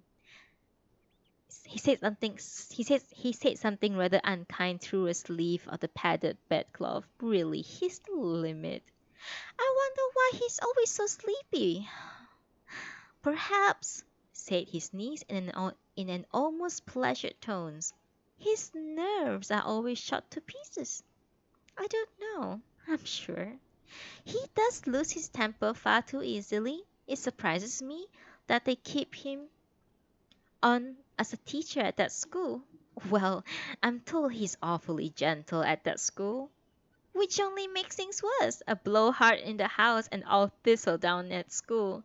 What do you mean, dear? Asked my mistress. Well, don't you think it's bad that he should act around here like the king of hell and then appear at school like some quaking jelly? And of course, it's not just he's so terribly bad tempered, he's also an ornery man. When one says right, he immediately says left. If one says left, then he says right. He's never, but never does anything that he's been asked to do. He's stubborn and crank-minded like a mule. Katanker, as I call it, being plain contrary is his whole-time hobby. For myself, if I ever want him to do something, I just ask him to do the opposite, and it always works. For instance, the other day I wanted him to buy me an umbrella, so I purposely kept on telling him that I didn't want one. Of course you want an umbrella, he exploded and promptly went and bought me one. Mrs. Nees broke out in a warmly series of giggles and teasers. Oh, how clever you are, she said. I'll do the same in the future.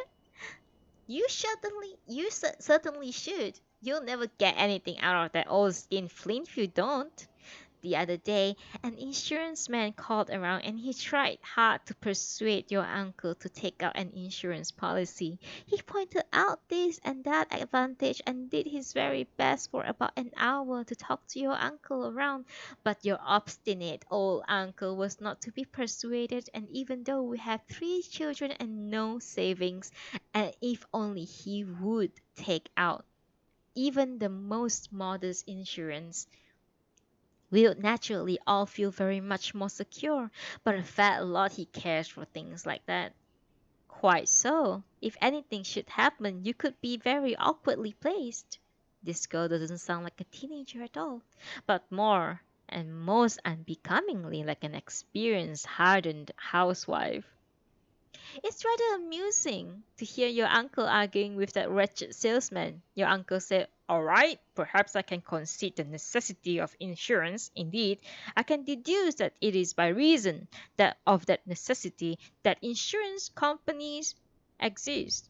Nevertheless, he persisted in maintaining that nobody needs to get insured unless he's going to die.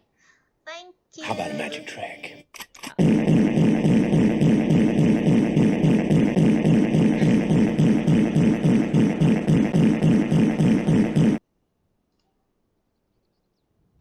What was that? What?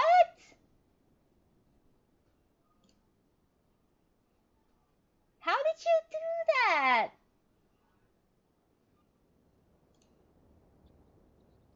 Oh, it's a bit. Oh my god. Oh, you spent bit just for that shit, huh? You are crazy, Ariana. Oh my god.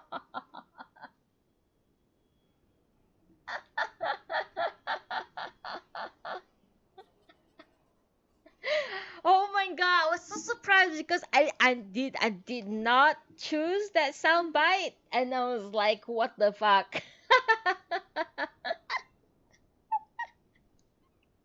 I was wondering where it came from. Seriously, I was like, no, I did not have that soundbite in my channel point. I see. Now I see that you can actually use beat for that.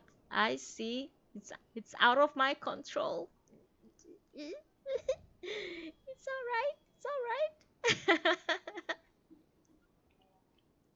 Also, yeah, sorry. I think um Chris Finney just bowed and walked away, but I think he's still in chat probably. Thank you so much for attending, anyways. Really glad to see you in my game. All right. We shall continue. Ooh, from that magic trick, that was crazy, huh?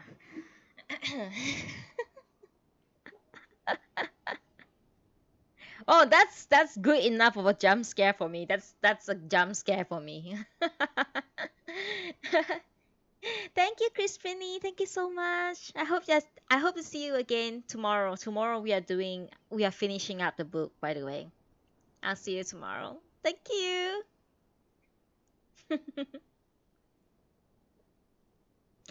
Okay.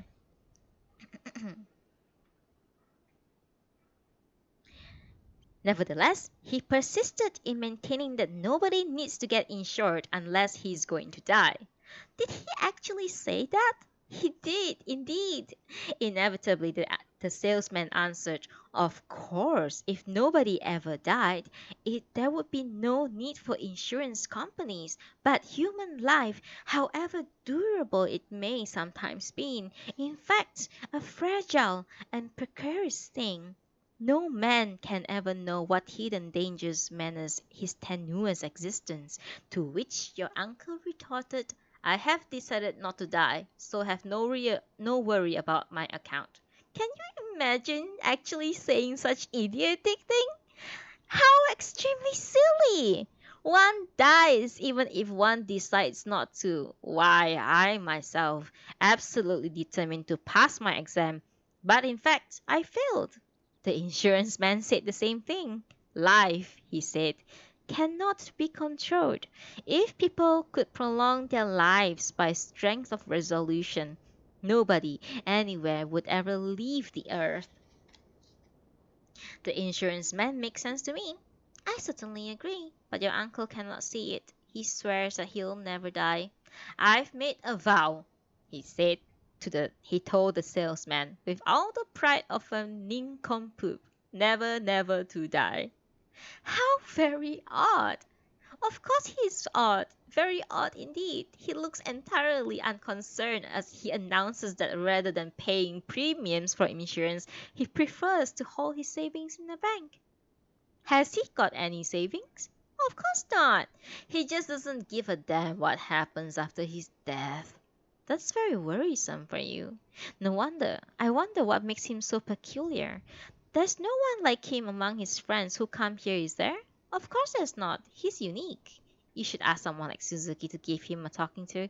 If only he were as mild and manageable as Suzuki, he would be so much easier to cope with. I understand what you mean, but Mr. Suzuki is not well thought of this house. Everything here seems upside down. Well, if that's no good, what about the other person? The person with the singular self-possession? Single man kid? Yes, him. Your uncle recognized single man's superiority, but only yesterday we had Waver House around here with some dreadful tales to tell about single man's behavior and his past history. In the circumstances, I don't think single man could be much help. But surely he could do it. He's so generously self-possessed, such a winning personality. The other day he gave a lecture at my school. Single man did? Yes. Does he teach at your school? No, he's not one of our teachers, but we invited him to give a lecture to our Women's Society for the Protection of Female Virtue. Was it interesting? Well, not at all interesting, but he has such a long face and he sports such a spiritual goatee, so everyone hears him is naturally much impressed. What sort of things did he talk about? Mrs. Neese had barely finished her sentence when the three children, presumably drawn by the voice of Yukie's voice, came bursting noisily across the veranda and into the living room. I imagined they had been playing outside the open space just beyond the bamboo fence. "Hooray! It's Yuki!" shouted the two elder girls with boisterous pleasure. "Don't get so excited, children," said Mrs. Neese. "Come and sit down quietly. Yukie is going to tell us an interesting story." So saying, she shoved her sewing things away into a corner of the room. A story from Yukie? Says the eldest. Ooh, I do love stories. Will you be telling us again the tale of Click Clack Mountain? Asked the second daughter. Baby dear, a story! Shouts the baby as she rams her knee forward between her squatting sisters. This does not mean that she wants to listen to a story. On the contrary, it means she wants to tell one. What? Baby dear story yet again? Scream her laughing sisters. Baby dear, you shall tell us your story afterwards, says Mrs. Niece cajolingly, after Yukie has finished. But baby dear is in no mood for sobs or compromises. No! She bellows. No! And to establish that she totally in earnest, she adds her gnomic warning of tantrum. Baboo! She thundered. All right, baby, dear shall start, says Yukie pulsatingly. What's your story about? Bottom, where you going? Very good. And what next? I go rice feel like cut rice. Aren't you a clever one? If you thumb the rice go rotten. Hey, there's not thumb there. It's if you come here. One of the girls butts in with correction. The baby responds with a threatening roar of Babu!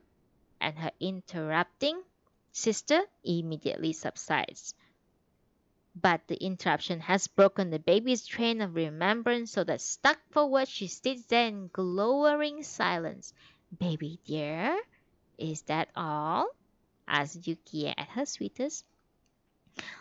The, the baby pondered for a moment and then exclaimed, Don't want fat. That's not nice. There was a burst of laughter, of unseemly laughter. There was a burst of unseemly laughter. What a dreadful thing to say! Who's been teaching you that? Osang, says a treacherous brat with a disarming smirk. How naughty of Osang to say such things, says Mrs. Niece with a forced smile. Quickly ending the matter, she turned to her niece. Now it's time for Yukie's story. You'll listen to her, won't you, baby dear? Yes? Tyrant though she is, the baby now seems to be satisfied, and for she remained quiet. Well, give me one moment, please.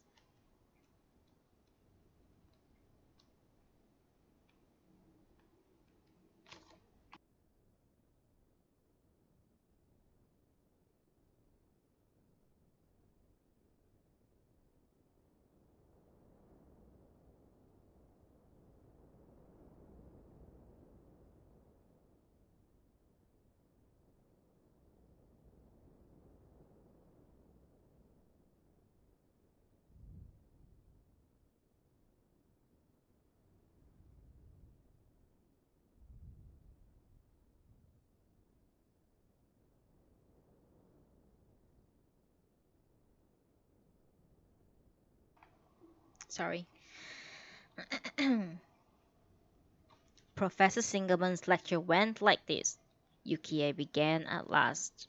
Once upon a time, a big stone image of the guardian god of children stood smack in the middle of the place where two roads crossed. Unfortunately, it was a very busy place with lots of carts and horses moving along the road. So this big stone Jizo, interfering with the flow of traffic, was really an awful nuisance. The people who lived in that district therefore got together and decided that the best thing to do was to move the big stone image to a corner of the crossroads. Is this a story of something that actually happened? Asked Mrs. Niece. I don't know. The professor did not mention whether the tale was real or not. Anyway, it seems that people then began to discuss how the statue could in fact be moved. The strongest man among them told them not to worry, for he could easily do the job. So off he went to the crossroads, stripped himself to the waist, and pushed and pulled at the big stone image until the sweat poured down his body. But the Jizo did not move. It must have made it must have been made of terribly heavy stone. Indeed, it was so terribly heavy that in the end the strongest man of them all was totally exhausted and trudged back to sleep. So the people had another meeting and talked it over again. This time it was the smartest man amongst them who said, "Let me have a go at it." So they let him have a go. He filled the box with sweet dumplings and put it down on the ground like a little way in front of the Jizo.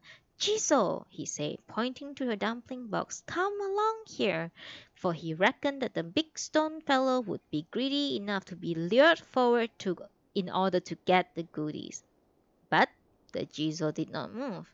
Though the clever man could see no flaw in his style of approach, he calculated that he must have misjudged the appetites of Jizo.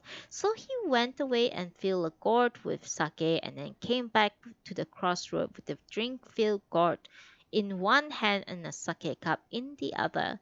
For about 3 hours he tried to tease Jizo into moving. "Don't you want to have this lovely sake?" he kept shouting. "If you want it, come get it. Come get and drink this lovely sake. Just a step and the gourd's all yours." But the Jizo did not move. "Yukie?" asked the eldest daughter. "Doesn't Mr. Jizo ever get hungry?" "I would do anything," observed her younger daughter, "for a box full of sweet dumplings."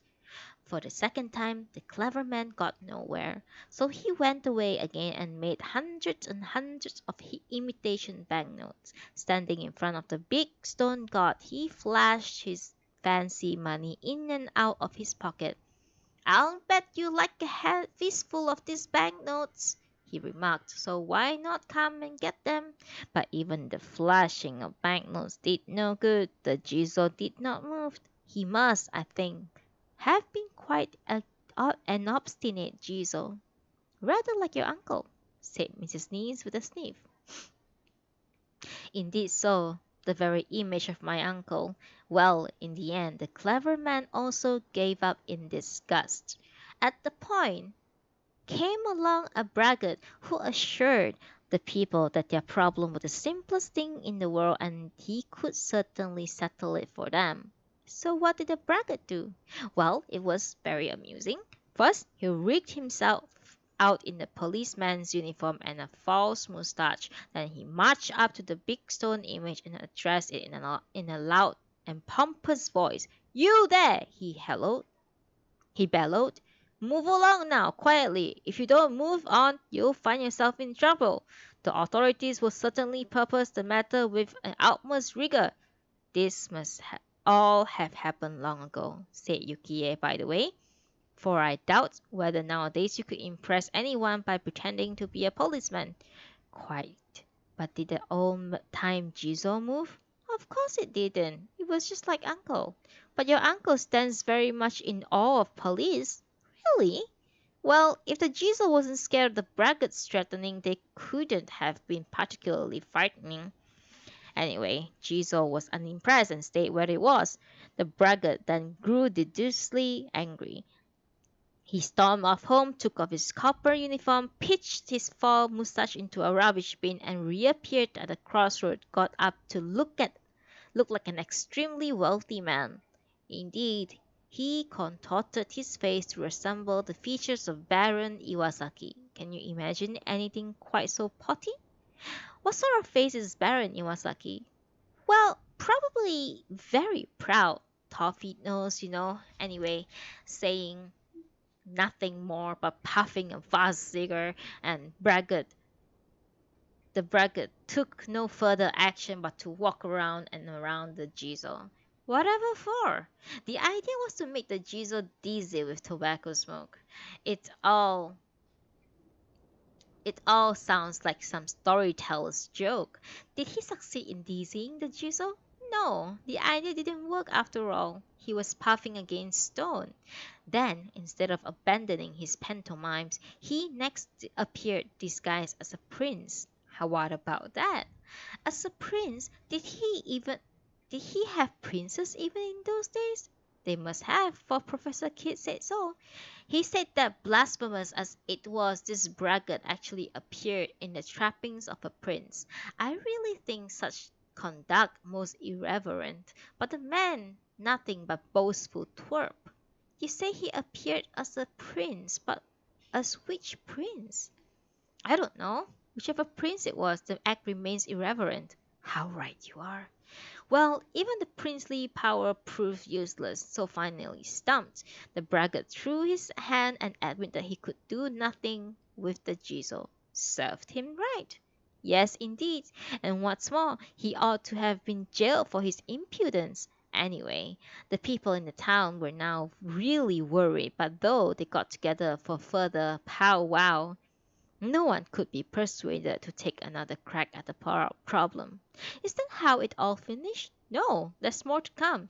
In the end, they paid the whole gang of rickshawmen and other riffraff to mill around the Jizo as much as hullabaloo as possible. The idea was to make things so unbearably unpleasant that the Jizo would move on. So, taking in turns, they managed to keep an incredible din by day and night. What a painful business! But even such desperate measures brought no joy, for Jizo, too, was stubborn. So what happened? Asked Tonko eagerly. Well, by now everyone was getting pretty fed up, though they kept the racket down, going for days and nights on end. The din had no effect. Only the riff-raff and the rickshaw-men enjoyed the row they made, and they of course were happy because they were getting wages for making themselves nuisance. What? Asked Sunko. Are wages? Wages are money. What would they do with money? Yukie was flummoxed. Well, when they have money, she began and dodged the question first with a loud, false laugh and then telling Sunko how naughty she was. Anyway, she continued, the people just went on making their silly noises all through the day and all through the night.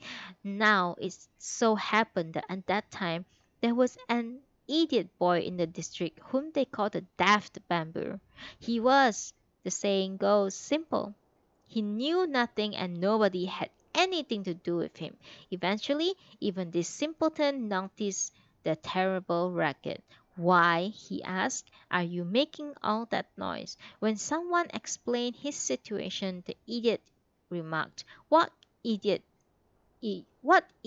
you are, trying to all these years to shift a single Jizo with such idiotic tricks. A remarkable speech from an idiot. He was indeed rather a rather remarkable fool. Of course, nobody thought he could do anything good, since no one else had done it better. Why not? They said, why not let him have a go at it? So Daft Bamboo was asked to help. He immediately agreed. Stop that horrible noise, he said, and just keep quiet. The riff-raff and the rickshaw-man will pack off out somewhere out of sight, and Daft Bamboo, as vacuous as ever, then walked up to the Jizo utter aimlessness. Was utter aimlessness a special friend of Bamboo? Daft Bamboo? Mrs. Nees and Yukie burst into laughter at Tonko's curious question. No, not a friend. Then what? Well, utter aimlessness is impossible to describe. No, it's not. Utter aimlessness means yes? You know Mr. Stampe, don't you? Yes, he's the one who gave us yams.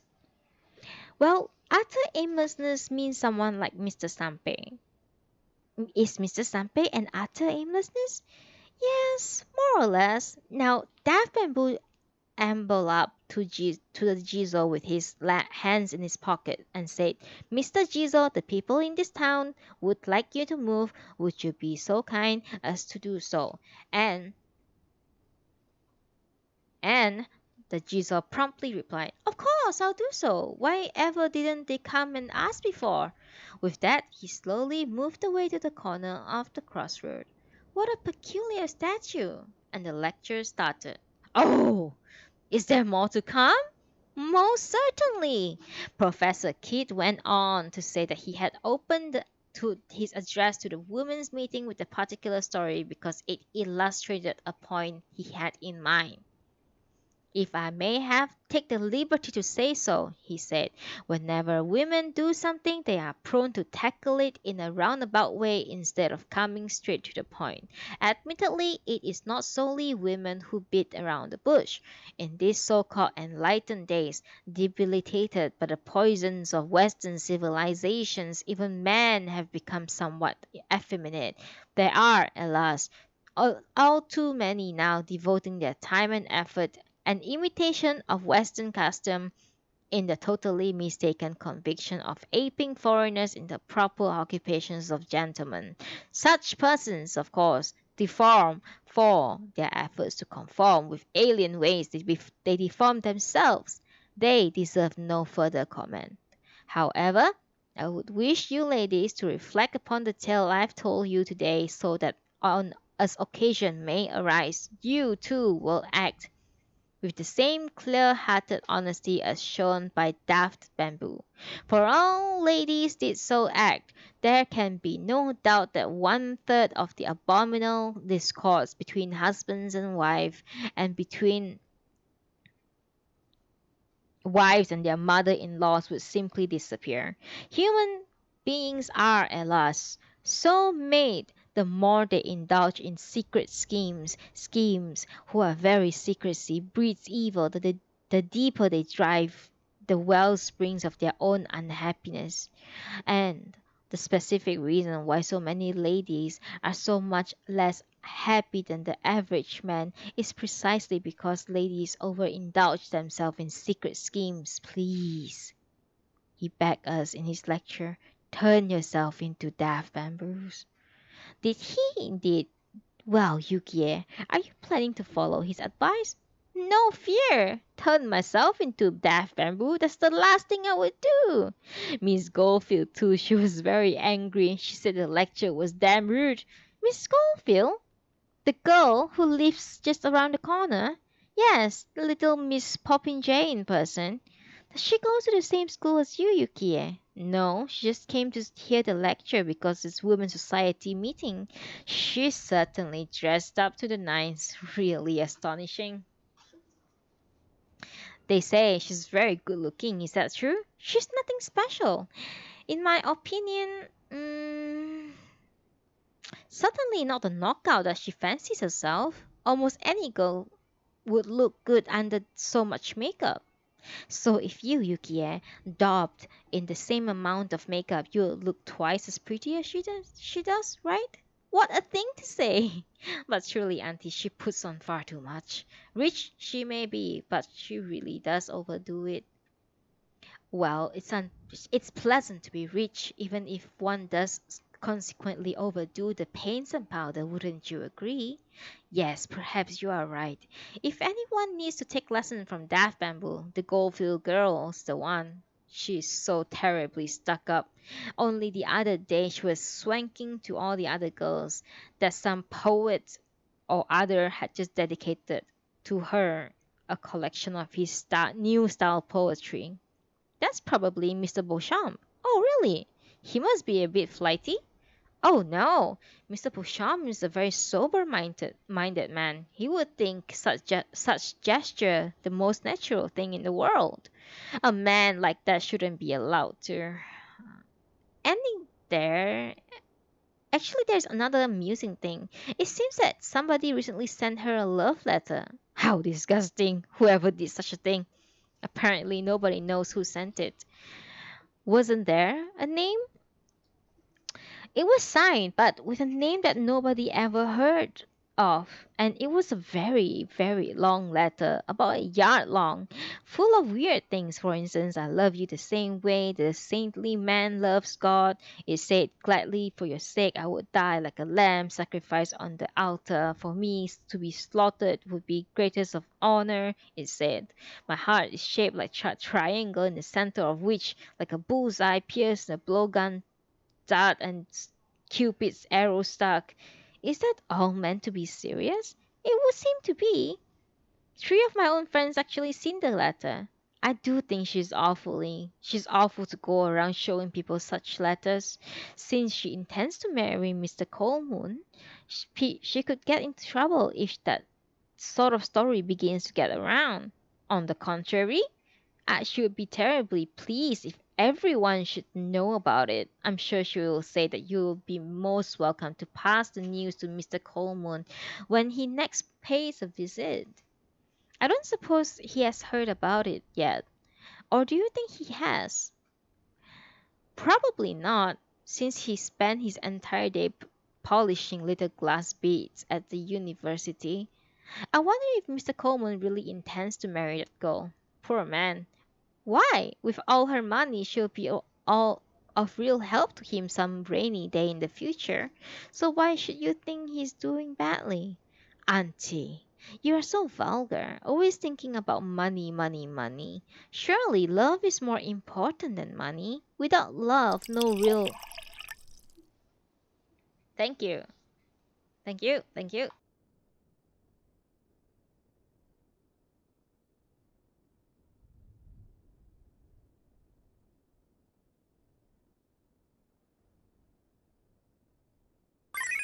Strange.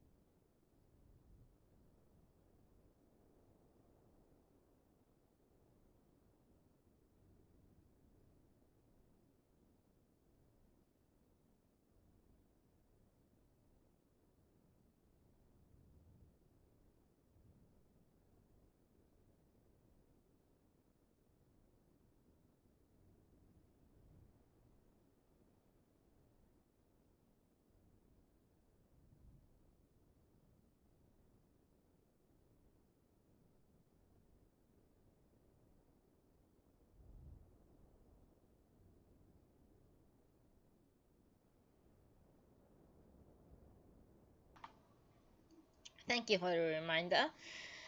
I've just checked. We have quite a few pages to go through. I hope you guys can stay with me for a little bit while more. Okay.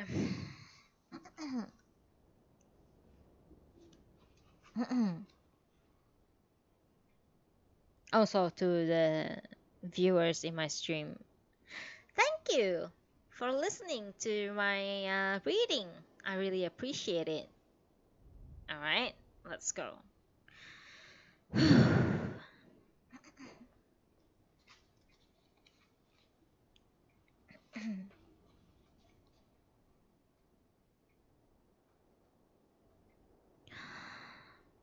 Surely love is more important than money. Without love, no real relation between husband and wife is possible. Indeed. Then tell me, Yukie, what sort of man do you intend to marry? How should I know? I've no one in mind.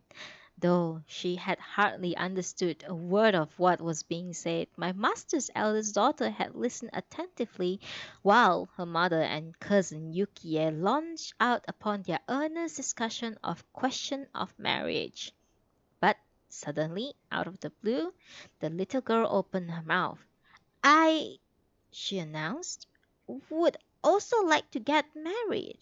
Though Yukiya is herself so brimming with youthful ardor that she could well be expected to sympathize with Tonko's feeling, she was in fact struck down by such reckless lust.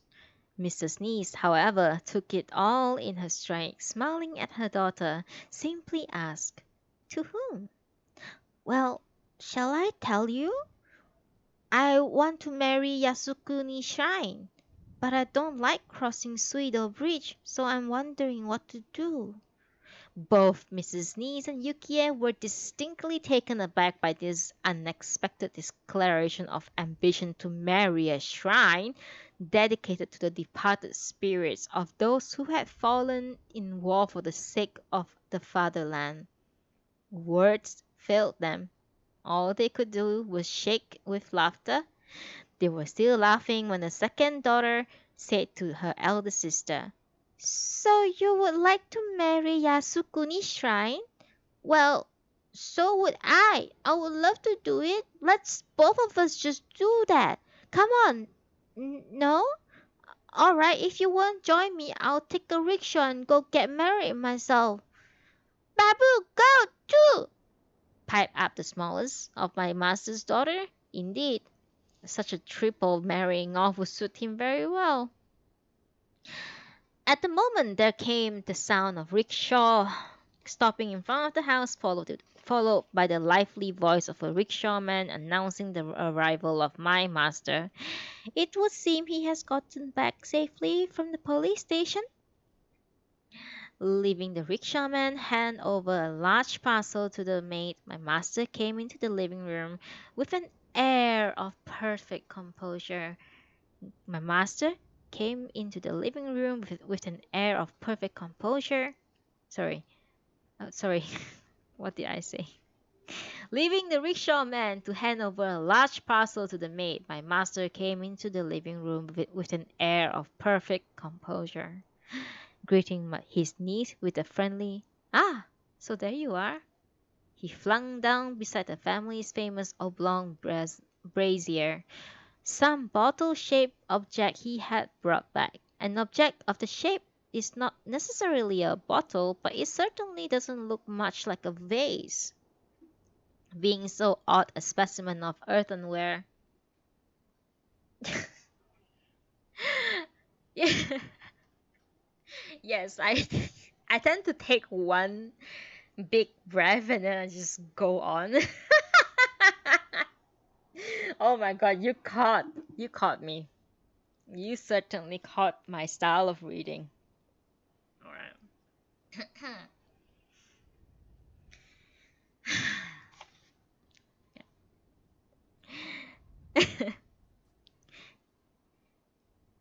Being so odd a specimen of earthenware, for the time being, I'll content myself with calling it a bottle-shaped object. What a peculiar bottle! Did you bring it back from the police station? Asked Yukie as she stands up on its base. Glancing at his niece, my master proudly comments, "Isn't it a beautiful shape?" "A beautiful shape? That thing? I don't think it's beautiful at all. Whatever made you bring home such an awful oil jar?" "How could this treasure possibly be an oil jar? What a vulgar comment. You're hopeless." "What is it then?" "A vase." "For a vase, its mouth is too small and its body too far wide. That's exactly why it's so remarkable. You have an absolutely no artistic taste. Almost as bad as your aunt." Holding the oil jar up toward the paper window, he stands and gazes at it. "So I have no artistic sense, I see. I certainly wouldn't come home from a police station bearing an oil jar as a present. Auntie, what do you think?" Her aunt is far too engrossed to be bothered. She has opened a parcel and is now frantically checking the goods. "Gracious me! The burglar seems to be making progress. All these things have been washed and ironed. Just look, dear," she says. "Who said I was given an oil jar at the police station? The fact is that I got so bored of waiting that I went out for a walk, and while I was walking I saw this splendid vessel in a shop and picked it up for a song. You, of course, wouldn't see it, but it's a rare object." "It's too rare. And tell me, where was it that you walk about?" "Where? Around Nihon Zutsumi, of course. I also visited Yoshiwara. It's quite a lively place, that. Have you ever been to the Iron Gate?" "I bet you haven't." "Nothing would ever induce me to go and look at it. I have no cause to trespass around a brothel like Yoshiwara. How could you, a teacher, go to such a place? I'm deeply shocked. What do you say, Auntie?" "Auntie!" "Yes, dear? I rather think there's something missing. Is this the lot?" "The only missing item is the yams. They instructed me to be there by 9 o'clock, and then they kept me waiting until 11. It's outrageous. The Japanese police are plainly no good at all." "The Japanese police may be no good, but trotting around in Yoshiwara is very undecidedly worse. If you are found out, you'll get the sack, won't he, Auntie?" "Yes, probably, my dear," she went on, turning to her husband. "The lining of my obi is gone. I knew there was something missing. What's so serious about an obi lining? Just forget it. Think about me. For 3 hours long they kept me waiting. A whole half day of my precious time wasted. My master, has now changed into Japanese clothes, leaning against a brazier, sits and gobs entrancedly at his ghastly oil jar. His wife, recovering rapidly from her loss, replaces the returned particle in a cupboard and comes back to her seat. "Auntie," says the persistent Yukie, "he says this oil jar is a rare object. Don't you think it's dirty? You bought that thing in Yoshiwara, really?"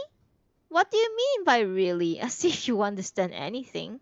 But surely a jar like that, you could find one anywhere without coveting off Yoshiwara." "That's just where you're wrong. This isn't an object you could find anywhere." "Uncle, does take after that stone Jizo, doesn't he?" "None of your check now. The trouble with college girls nowadays is they're far too saucy tongues. You better to spend time reading the proper conduct of a woman." "Uncle, it's a fact, isn't it, that you don't like insurance policies? And tell me, which do you dislike more, college girls or insurance policies?" "I do not dislike insurance policy. Insurance is a necessary thing. Anyone who gives even half a thought to future is bound to take a policy. But college girls are good for nothing." "I don't care if I'm good for nothing, but you can talk. You aren't even insured." "As of next month, I shall be." "Are you sure?" "Of course I am." "Oh, you shouldn't. It's silly to get insured. It would be much better to spend premium money on something else. Do you agree, Auntie?" Mrs. Nees grins, but my master, looking serious, retorts, "You only say such irresponsible things because you imagine you're going on living until you are 100 years old, even 200 years old. But when you are grown to little more mature, you'll come to realize that necessity of insurance. From next month, I shall definitely insure myself." "Oh well, can't be helped then. Actually, if you can afford to throw away cash on an umbrella as you did the other day, you might as well waste your wealth on insuring yourself. You bought it for me even though I kept saying that I didn't want it." "You really didn't want it?" "No, I most certainly didn't want any umbrella." "Then you can give it back to me. Tonko needs one badly, so I'll give it to her. Have you brought it with you today?" "But that's really mean. How could you? It's terrible to make me give it back after you bought it for me. I asked you to return it because you clearly stated that you didn't want it. There's nothing terrible about that." "It's true I don't need it, but you're still terrible." "What nonsense do you talk? You say you don't want it, so I asked you to return it. What? Why should that be terrible?" But what?" "But that's terrible." "You're not making any sense at all, just repeating the same irrational assertion." "Uncle, you two are repeating the same thing." "I can't help that if you initiate the repetition. You did definitely say you didn't want it." "Yes, I did say that, and it's true I don't need it, but I don't like to return it." "Well, I'm absolutely surprised. You are not only irrational and unreasonable, but downright obstinate. A truly hopeless case. Don't they teach you logic in your school?" "Oh, I don't care. I'm uneducated anyway, so ain't say anything you like about me. But to ask me to return my own thing, even a stranger wouldn't make such a heartless request.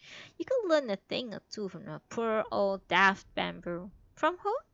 "I mean, you should be more honest and frank.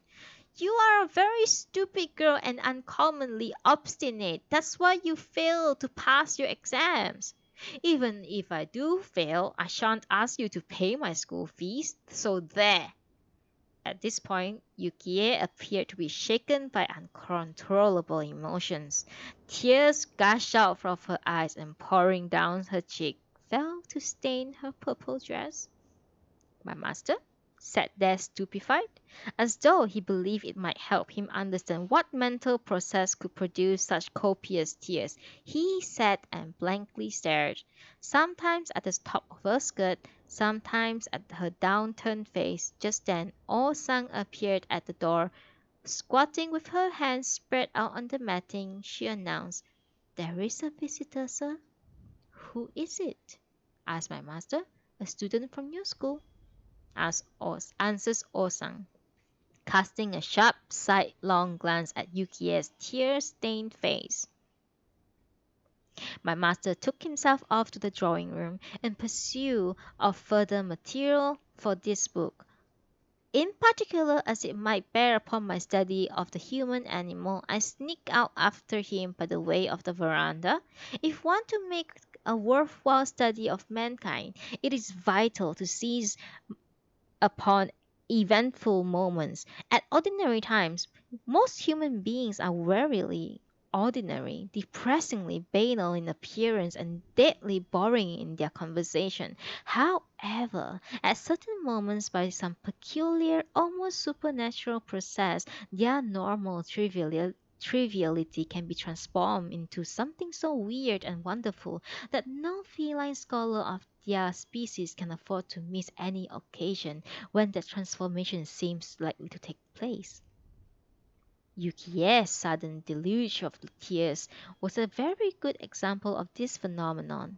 Though Yukie possesses an incomprehensible and unfathomable mind, she gave no evidence in her chattering with Mrs. Nees. However, as soon as my master appeared and flung his filthy oil jar into the situation, my Yukie was instantly transfigured, like some sleeping dragon startled into the draconian reality by torrents of water pumped upon it by some idiotic fire engine. Unbelievably, Yukie suddenly revealed the depths of her wonderfully devious, wonderfully beautiful, wonderfully wondrous character in all its exquisite subtlety. Such wonderful characteristics are, in fact, common among women throughout the world, and it is regrettable that women so seldom make themselves manifest. On reflection, it would perhaps. Oh, thank you. Thank you for the reminder. On reflection, it would perhaps be more accurate to say that while these characteristics do continuously manifest themselves, they rarely appear in such inhibited form so purely, openly, and unconstrainedly as they did in Yukie's outburst. No doubt, I owe it to my master, that commendably crotchety crank who harbors no ill-heartedness when he strokes my fur in the wrong direction, that I had been privileged to witness such revelation of a female soul. As I tag along through life behind him, wherever we go he provokes more drama than any of the protagonists ever realize. I am fortunate to be a cat of such a man, for thanks to him, my short cat's life is crammed with incidents. Now who, I wonder, is the visitor awaiting us? It proved to be a schoolboy about the same age as Yukie, perhaps 16 or 17. His hair is cropped so short that the skin of his skull, a truly massive skull, shines through it. With a dumpy nose in the middle of his face, he sits despondently waiting in the corner of the room. Apart from his enormous skull, there is nothing remarkable in his features.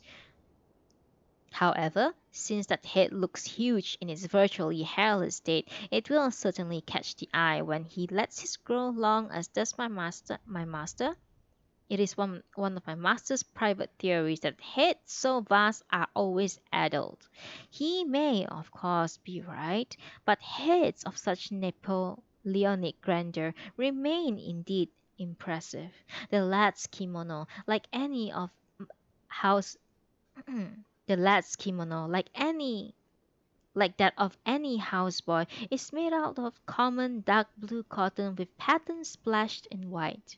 I cannot identify this style of pattern, possibly Satsuma, possibly Kurume, possibly plain Iyo, but he is undoubtedly wearing a lined kimono of dark blue cotton pattern with splotches of white.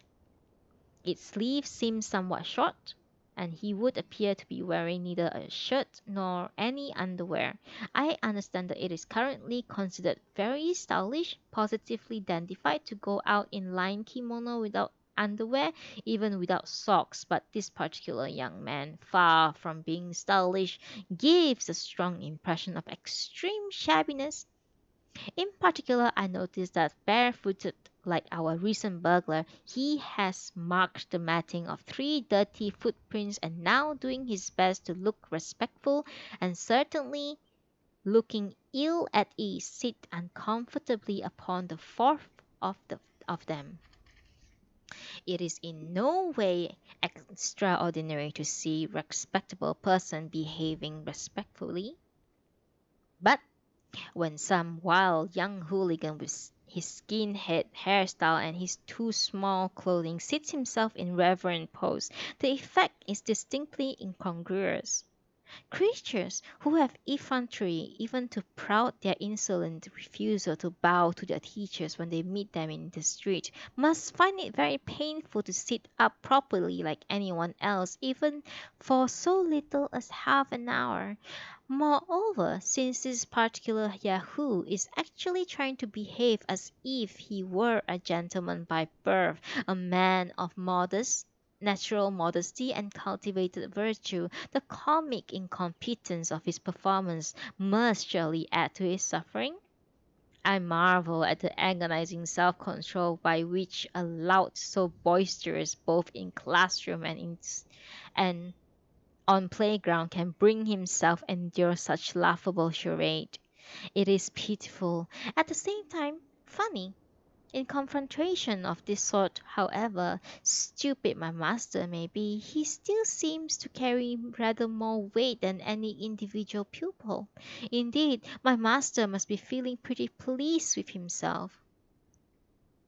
The saying goes that motes of dust, if enough of them pile up, will make a mountain.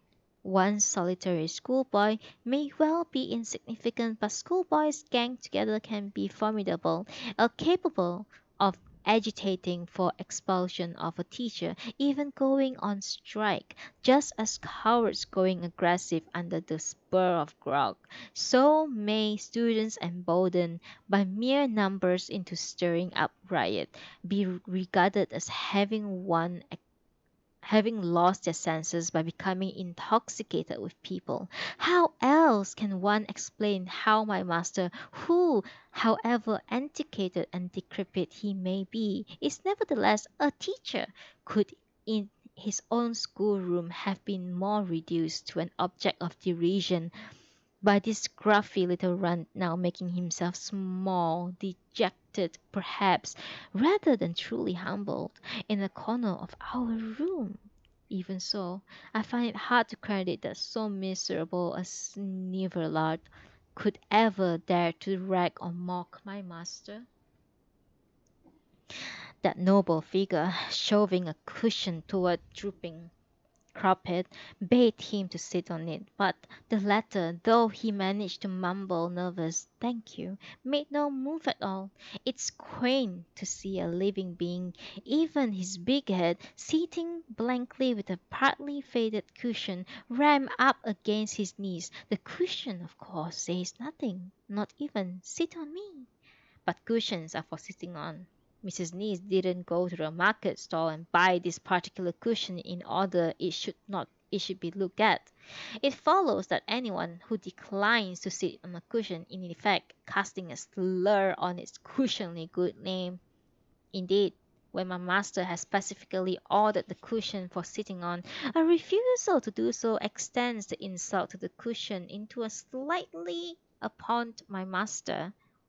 This crop-head glaring at the cushion, thereby slighting my master, does not, of course, have no personal dislike for the cushion itself. As a matter of fact, the only other occasion for his life when he sat in a civilized manner was during the memorial rites for his grandfather, so present Sally into decorum in bringing on pins and needles on his feet, while his toes, excruciatingly by the pressures of propriety, have long signaling blue murder. Nevertheless, the cloth won't sit on the cushion. He will not do so, though the cushion, clearly embarrassed by the situation, yearns to be sat on. Even though my master requests he use the cushion, still this oaf declines it. He is a very wearisome young man. If he can be so overweeningly modest on a visit, he ought to trot out a little more of his precious modesty when roistering around with his cronies in the schoolroom and at his lodgings.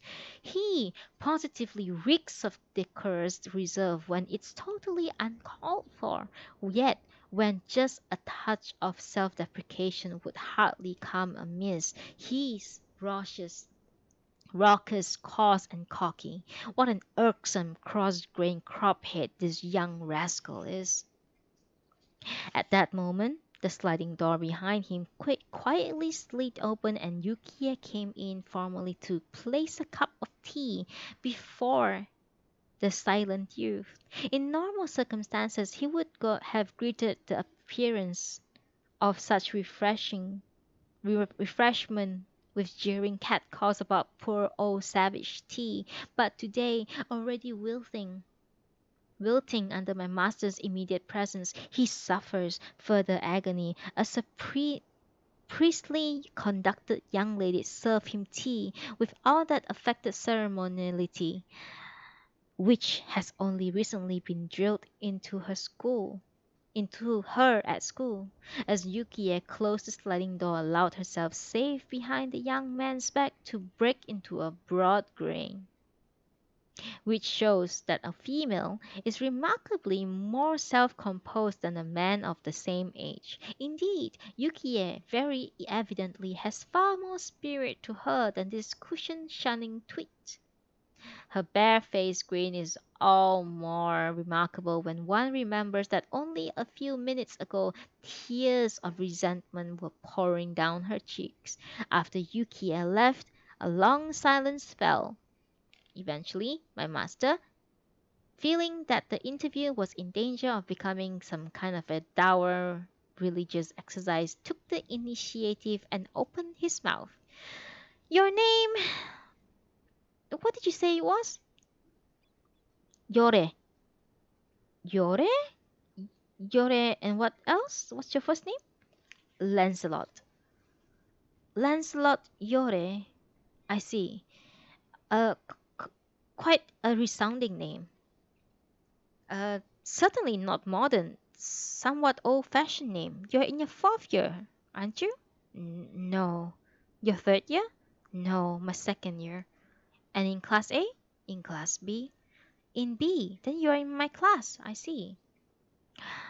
My master appeared impressed. He had taken note of this particularly monstrous head since its bearer first joined the school, and had recognized it immediately. In fact, the head had so long and so deeply impressed my master that every so often he actually dreams about it. However, being of totally impractical nature, he had never connected the extraordinary head with that old-fashioned name, and had somehow failed to connect either with his own second year class B. Consequently, when he realized that the impressive head had haunted his dream actually belonged to one of his own pupils, he was genuinely startled. All the more so since he cannot imagine why this big-headed and oddly named member of his own class should have now come to see him. My master is unpopular, and hardly a single schoolboy ever comes near him, even at the New Year. As a matter of fact, this Lancelot Yore has the very first is the very first visitor, and my master is understandably puzzled by his call. It is inconceivable that the interest to any of his pupils. It seems equally inconceivable that a boy of of this kind could need advice about his personal affairs. Of course, it is just conceivable that Lancelot Yore might come around to urge my master into resigning, but in such a case, one would expect him to be, if not blatantly aggressive, at least defiant. My master, unable to make heads or tails of the situation, is at a complete loss. To judge by his appearance. Stretch. Oh, cool. Stretch. Move my camera.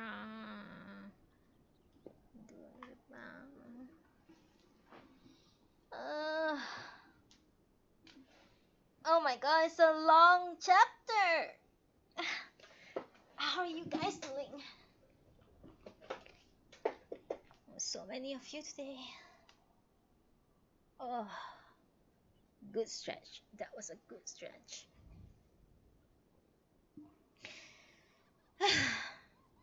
Let me take a sip of tea as well.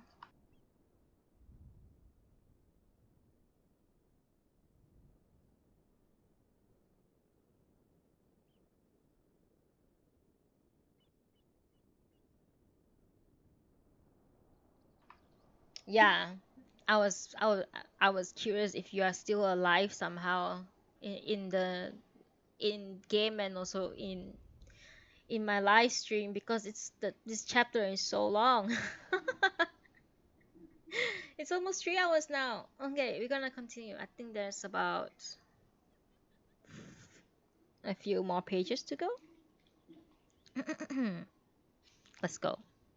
I'll try my best not to rush, okay?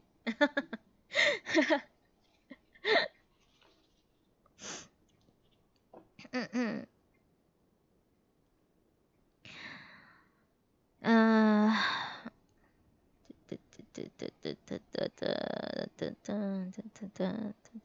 My master, unable to make heads or tail of the situation, is at complete loss, and to judge his appearance, it would seem that Lancelot Yor is himself by no means certain why he has made his visit. Yes, I will remember to breathe. Thank you.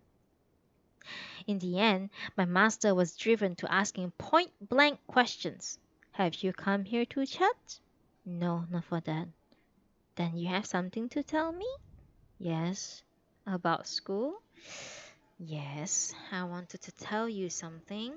Yes. What is it? Tell me. Right then. Lancelot lowers his eyes, says nothing. Normally, considered as a second year student at the middle school, Lancelot is talkative, though his brain is underdeveloped in comparison with his skull. He expresses himself rather more effectively than most of his fellow students in Class B. In fact, it was he who recently made my master look rather a fool by asking him how to translate Columbus into Japanese. That such a tricky questioner should be as reluctant to start speaking as some stammering princess suggests that something very weird must be involved. Hesitation so prolonged and so entirely out of character cannot possibly be due to modesty. Even my simple master thought the matter really rather odd. If you have something to say, go ahead and say it. Why do you hesitate? It's a bit difficult to explain. Difficult? Says my master, peering across to study Lancelot's face. But his visitor still sits with his eyes lowered, and my master finds it impossible to read anything from their expression. Changing his tone of voice, he added, Don't worry. Tell me anything you like. Nobody else is listening, and I won't pass on a single word to anyone. Could I really tell you? Lancelot is still wavering. Why not? Says my master, taking a sort of plunge. All right, I'll tell you. Abruptly lifting his close cropped head to the boy glanced Abruptly lifting up his close cropped head, the boy glanced diffidently at my master. His eyes are triangular in shape. My master puffed out his cheek with cigarette smoke and slowly expelling it, looked at his visitor sideways. Well, actually, things have become awkward. What things? Well, it's terribly awkward, that's why I've come. Yes, but what is it that you find so awkward? I really didn't mean to do such thing, but as Hamada urged and begged me to lend it. When you say Hamada, do you mean Hamada Heisuke? Yes. Did you lend him money for board and lodging? Oh no, I didn't lend him that. Then what did you lend him? I lent him my name. Whatever was he doing borrowing your name? He sent a love letter. He sent what? I explained I'd rather do the posting than the lending of my name. You are not making much sense. Who did what anyway? A left letter was sent. A left letter? To whom? As I said, it's so difficult to tell you. You mean you have sent a love letter to some woman? Is that it? No, it wasn't me. Hamada sent it. It wasn't Hamada either. Then who did send it? That's not known. None of this makes sense. Did no one send it? Only the name is mine. Only the name is yours. I still don't understand. You'll have to explain what happened clearly, logically. In the first place, who actually received the love letter? A girl named Goldfield who lives just around the corner. Goldfield, the businessman? Yes, his daughter. And what do you mean when you say you lent only your name? Because the girl is such a doll up and conceited pinhead, we decided to send her a love letter. Hamada said it has to be signed, but when I told him to sign it himself, he argued, then said that his name wasn't sufficiently interesting. So that Lancelot Yor would be much more impressive. So I ended up by lending my name. And do you know the girl? Are you friends? Friends? Of course not. I've never set eyes on her. How very impudent. Fancy sending a love letter to someone you have never even seen. What made you do such a thing? Well, everyone said she was stuck up and pompous, so we thought we'll make a fool of her. That's even more rash. So you sent a letter clearly signed with your name? Yes, the letter itself was written by Hamada. I lent my name, and then Endo took it round to her house at night and stuck it in the letter box. Then all three of you are jointly responsible? Yes, but afterward, when I thought about being found out and possibly expelled from school, I got so worried that I haven't been able to sleep for the last 2 or 3 nights. That's why I'm not my usual self. It's quite unbelievably stupid thing you have done. Tell me, when you signed that letter, did you give the school address? No, of course I made no mention of school. Well, that's something. If you had and it ever come out, the good name of your school would be disgraced. Do you think I'll be expelled? Well, I don't know. Yeah, it's definitely Endo. Definitely Endo real. Mm-mm. The bad boy did such a terrible thing. My father is very strict, and my mother is only a stepmother, so if anything happened, such as being expelled, I will be in the soup. Do you reckon I'll get expelled? You must. You must understand. You shouldn't have done such a thing like that. I didn't mean to really, but somehow I just did. Couldn't you save me from being expelled? With the tears running down his face, the pathetic Lancelot implores my master's help. For, for quite some time, this for quite some time, behind the sliding door, Mrs. Niece and her niece have been convulsed with silent giggles. My master, doggedly maintaining an air of importance, keeps on repeating his, well, I don't know. Altogether, a fascinating experience. It is possible that some of you human beings might and very reasonably ask me what I find so fascinating about it. For every living being, man or animal, the most important thing in this world is to know one's own self. Other things being equal, a human being that truly knows himself is more respected than similarly enlightened cat.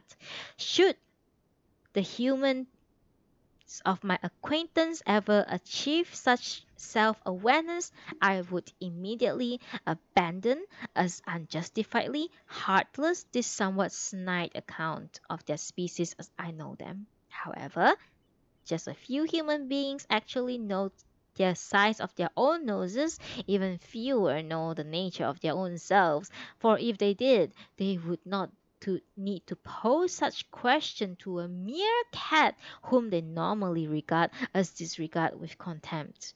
Thus, though human beings are always enormously pleased with themselves, they usually lack the self perception which alone might justify their seeing themselves and their boastings of it wherever they go.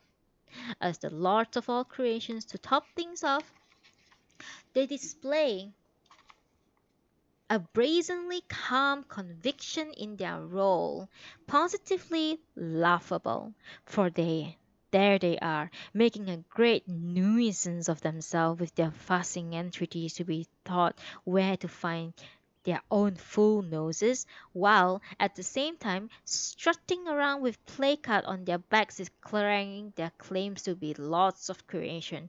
Would common logic or even common sense lead such patently loony human being to resign his claim to universal lordship? Not on your life. Every idiot specimen would die sooner than surrender his share of fantasy of human importance. Any creature that behaves with such blatant inconsistency and yet contrives never to recognize the least minimum of self contradiction in its behavior is, of course, funny. But since the human animal is indeed funny, it follows the creature is a fool. The foregoing events occurred precisely as I have recorded them, and as external realities they left their quaint little ripples on the stream of time. But in this particular case, it was not their manifested conduct which made my master Yukie and yours strike me as amusing. What tickled me was the differing qualities of reaction in their innermost hearts, which the same external events evokes in these several persons. First of all, my master's heart is rather cold, so was his reaction to these happenings. Oh, move my character, move my character. Okay. First of all, my master's heart is rather cold, so was his reaction to these happenings. However strictly yours harsh father may treat the boy, however hurtfully his stepmother may pick on him, my master's heart would not move. How could it be? Yours possible expulsion from school does not raise any issue that would be involved if my master was to be dismissed. Of course, if all the pupils, nearly 1,000 of them, were simultaneously expelled, then the teachers might find it hard to earn a living. But whatever fate befalls this wretched single pupil, the daily discourse of my master's own life will be totally unaffected. Obviously, where there is no self interest, there is not going to be much sympathy. It is just not natural to knit one's brow, to blow one's nose, or to draw one great sighs over the misfortunes of complete strangers. I simply do not believe the human animal is capable of showing such understanding and compassion. People sometimes squeeze out a few tears and try looking sorry as kind of social obligation, a sort of tax payment due in acknowledgement of having been born into community. But such gestures are never heartfelt, and their effective performance, like any other act of chicanery, does not does in fact demand a high degree of skill. Persons who perform these trickeries are oh my god. Persons who perform these trickeries most artfully are regarded as men of strong artistic feelings and earn the deepest respect of their less gifted fellows. It follows, of course, that those who are most highly esteemed are those most morally dubious, an axiom which can easily be proved by putting it to the test. My master, being extremely ham-handed in matters of this kind, command not the least respect, and having no hope of winning respect by crafty misrepresentation of his true feelings, is quite open in expressing his inner cold-heartedness. The sincerity in his indifference emerges very clearly from the way in which he fobs off poor young Yore's repeated pleas for help, with the repetition of the same old formulae. Well, I don't know. I wonder. I hasten to comment that I trust my readers will not begin to dislike so good a man as my master because he happens to be cold-hearted. Coldness is the inborn natural condition of the human heart, and the man who does not hide the fact is honest. Wow, wait, I had to bookmark this line. Sorry.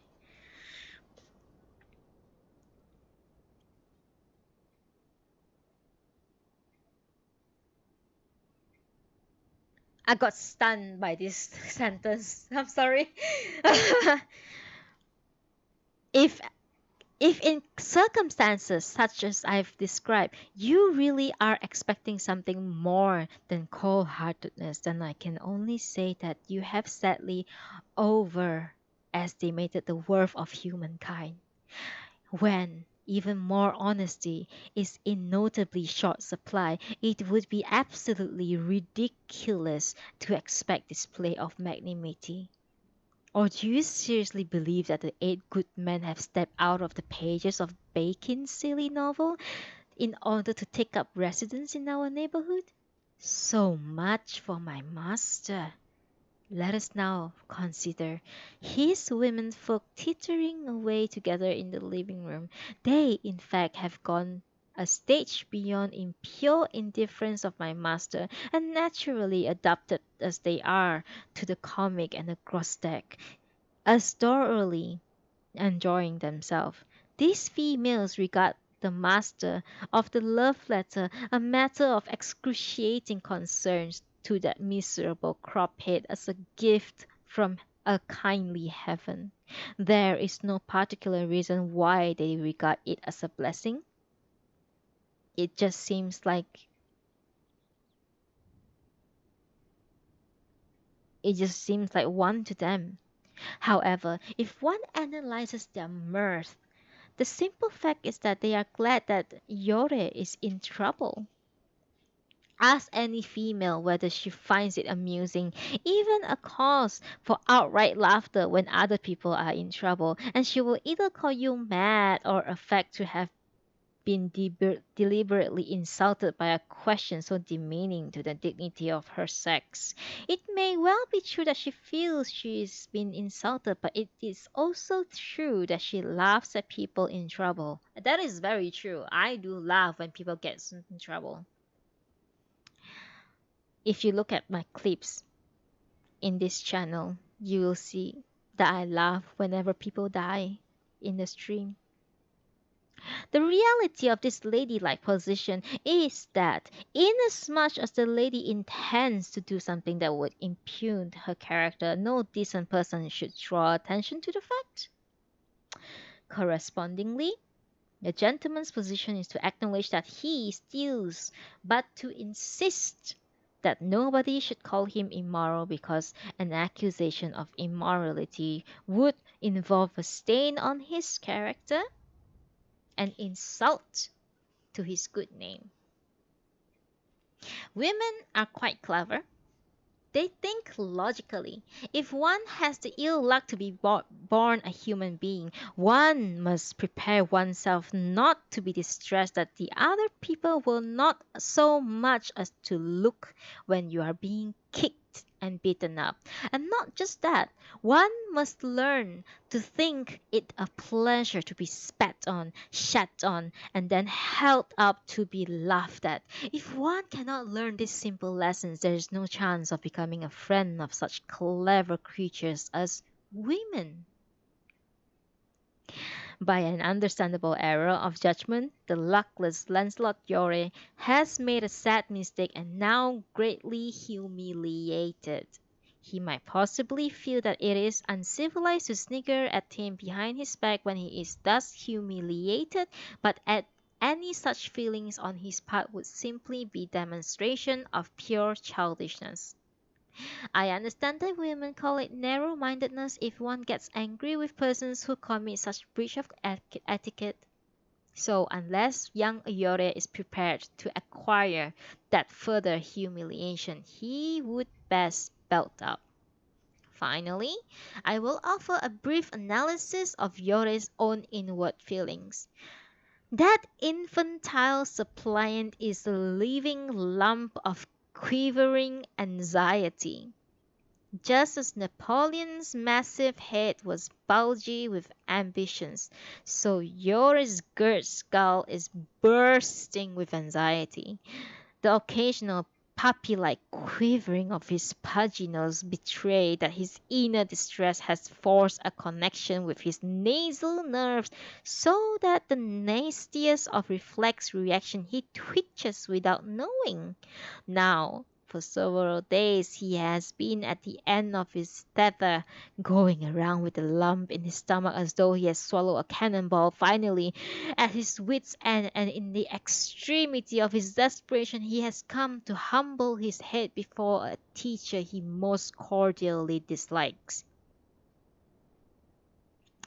I imagine the adult thinking behind this desperate act. Since teachers are supposed to look after their pupils, perhaps even the loathed Mr. Sneeze might somehow help him. Lost in the miasma of his inner agony is any recollection of his habitual ragging of my master. Forgotten, too, is the fact that he spent his witless days in egging on his fellow hooligans to hoot and mock savagely. He seems to believe that however much he has made a nuisance of himself, he is actually entitled to his teacher's help for the single reason that he happens to be a member of that teacher's class. He is indeed very simple soul. My master did not choose the class he teaches, was directed to work by order of the headmaster. I am reminded that the howler hat of Waverhouse's uncle. It was no more than a bowler hat in a bowler. I am reminded of the bowler hat of the Waverhouse's uncle. It was no more than a bowler hat in name. The idea of my master as a teacher is also the mentor of his pupils who is equally unreal. Teacher's nature. What a name. A name means nothing. If it did, any marriage broker would now have been able to interest some aspiring bachelor in a girl with a name as beautiful as the Snow River name of Yuki is.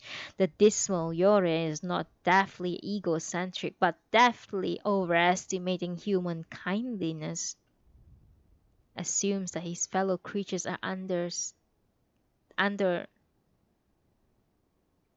some form of obligation to be nice to him. I am sure he has never dreamt that he might be laughed at, so at least he's learning some useful home truth about his species from his visit to the home of the person in charge. As a result, he will himself become more truly human. His heart, benignly chilled, will grow indifferent to other people's troubles, and in time he will learn to jeer at the distress. The world will come to swarm with little Yoris, all doing their best to stretch themselves into full-blown goldfields. For the lad's sake, I do hope he learns his lesson quickly and grows up soon into his full humanity. Otherwise, no matter how hard he worries, no matter how bitterly he repents, no matter how fervently his heart may yearn to be reformed, he can never so much as hope to be able to achieve the spectacular success of that model of humanity, the highly respected Goldfield. On the contrary, he will be banished from human society. Compared with that, expulsion from some piddling middle school would be as nothing. I was idly amusing myself with this reflection when the sliding door from the hall was roughly jerked aside and half a face suddenly appeared at the opening. My master was mumbling, "Well, I really don't know," when this half face called his name. He wrenched his head around to find a shining segment of Avalon coal moon beaming down upon him. "Why, hello!" says my master, making no move to get up. "Come along in." "Aren't you busy with a visitor?" the visible half of coal moon asked politely. "Never mind about that. Come on in. Actually, I've asked to I've called to ask you to come out with me." "Where to? Akasaka again?" "I've had enough of that district. You made me walk so much the other day my legs are quite still stiff." "It will be all right today. Come on out and give those legs a stretch." "Where would we go?" "Look, don't just stand there. Come along in. My idea is that we should go to the zoo and hear the tiger roar." "How dreary, I say, old man. Do come in only for a few minutes." Coleman evidently came to the conclusion that he would not succeed by negotiating from a distance, so reluctantly removing his shoes, he slouched into the room. As usual, he is wearing gray trousers with patches on the seat.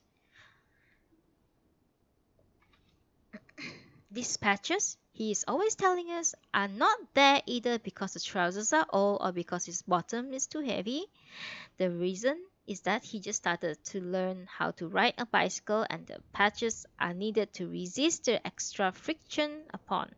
Greeting Yore with a nod and a brief hello, he sits down on the veranda side of the room. He has, of course, no idea that he is now sitting down with a direct rival in the list of love.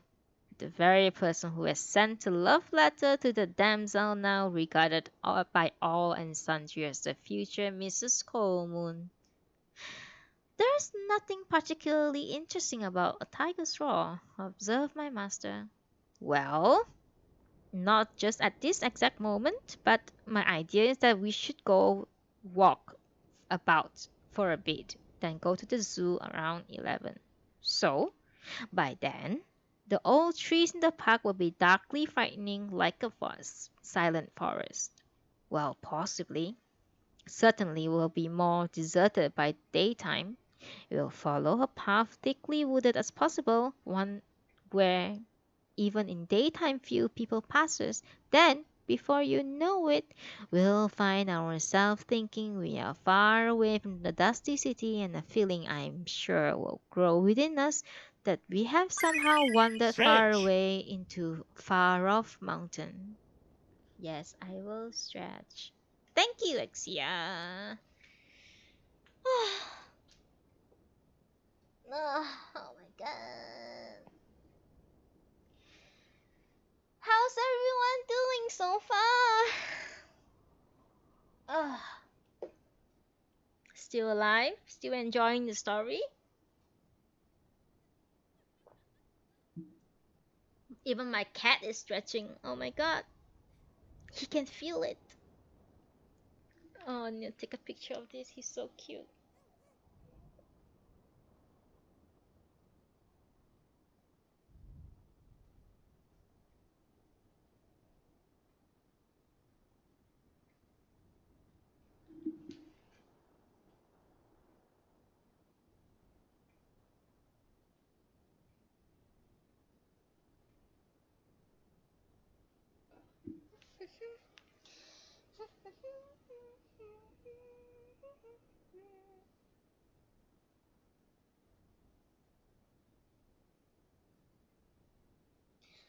Okay. Oh, move my character. Wow.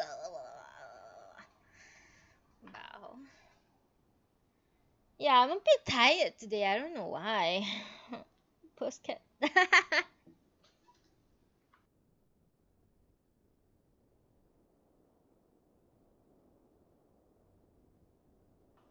No, I'm not amazing. I just read. That's all I do.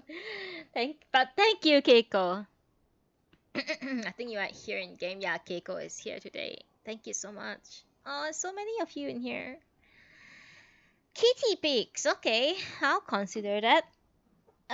Okay, I'll consider that. Where did I stop? Let me move my microphone a bit.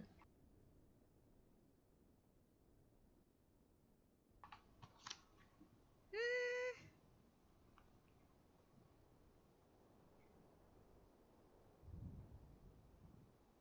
I'm sure it will grow within us that we have somehow wandered away into far off mountains.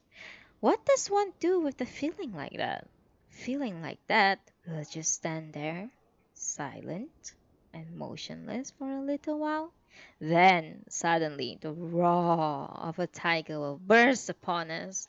Is the tiger trained to roar precisely at the moment?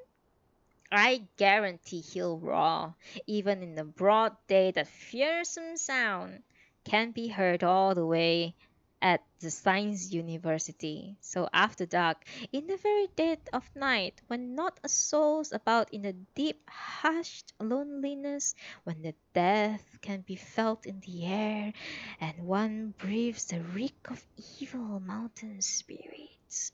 Breathing the reek of evil mountain spirits? Whatever does that mean? I understand it's an expression used to signify a condition of extreme terror. It is indeed not an expression in common use. I don't believe I've ever heard it before. Anyway, what then? Then the tiger roars. A savage, shattering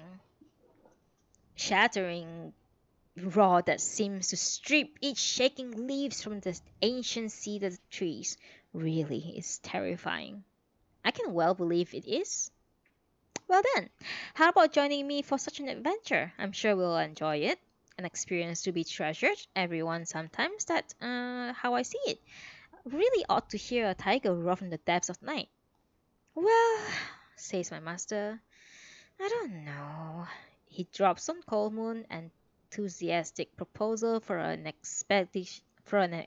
expedition, the same wet blanket of indifference with which he has muzzled yours organizers' entreaties. Up until this moment, that dim nincompoop has been listening enviously and in silence to the talk about Tiger, but as a hypnotist's key phrase will bring his subject to his senses, my master's repetition of his indifference snapped Yores smartly back into remembrance of his own dilemma. Revered teacher, he muttered from his broken trance, I'm worried sick. What shall I do? Colemoon, puzzled, stares at the enormous head. As for me, I feel suddenly moved, for no particular reason but the feeling to leave this trio to themselves. Accordingly, I excuse myself from their company and sidle around to the living room. There I find Mrs. Niece with the giggles. She has poured tea into a cheap china cup and placing that cup on a nasty antimony saucer says to her niece, would you please take this to our guest? I would rather not. Why not? The mistress sounds surprised and her giggling stopped abruptly. I would just rather not, says Yukie. She suddenly adopts a peculiarly supercilious expression, firmly seating herself on the matting, bends forward and low to study some rag of daily newspaper. Mrs. Niece immediately resumes negotiation. What a funny person you are. It's only Mr. Colemoon. There's no reason to act up. It's simply that I would really prefer not to. The girl's eyes remain fixed on the newspaper, but it's obvious that she's too head up to be able to read a word of it. What's more, if anyone points out that she isn't reading, there will be another flood of maidenly tears. Why are you being so shy? This time, laughing? Mrs. Sneeze deliberately pushes the cup and saucer right onto the newspaper as it lies there flat on the floor. What a nasty thing to do! Yukie tries to yank some paper out from under the tea things, knocking them flying and spilled tea shoots all over the paper and the living room matting. There now! Says the mistress, with a cry expressing a curious mixture of anger, shock, and embarrassment. Yukie scrambles her to her feet and runs out into the kitchen. I imagine she has gone to fetch a mop. I find this little drama rather amusing. Mr. Colemoon, totally unaware of the female flurry which his visit appears to have stirred up in the living room, continues somewhat oddly his conversation with my master. I noticed, he said, that you have had new paper fixed on that sliding door. Who did it, if I may ask? The women. Quite a good job they made of it, don't you think? Yes, very professional. You say the women. Does that include the college girl who sometimes comes here visiting? Yes, she lent a hand. In fact, she was boasting that since she can make such an obviously splendid job at papering a sliding door, she is also obviously well qualified to get married. I see, says Colemoon, still studying the door. Down to the left side there, she eventually continued. The paper has been fixed on taut and smooth, but along the right-hand edge it seems to have been inadequately stretched, hence those wrinkles. That was where they started the job, before they really got to the hang of it. I see.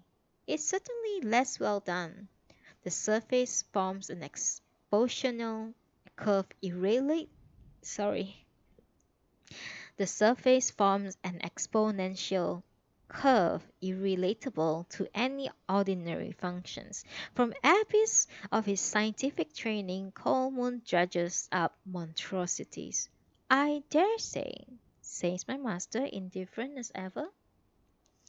That dispassionate comment, it would seem, at last brings home to our hooligan scribe the complete hopelessness of hoping that even the most searing of his supplications could ever melt my master's chilly disconcern. Suddenly lowering his huge skull to the matting, Yore, in total silence, made his farewell salutation.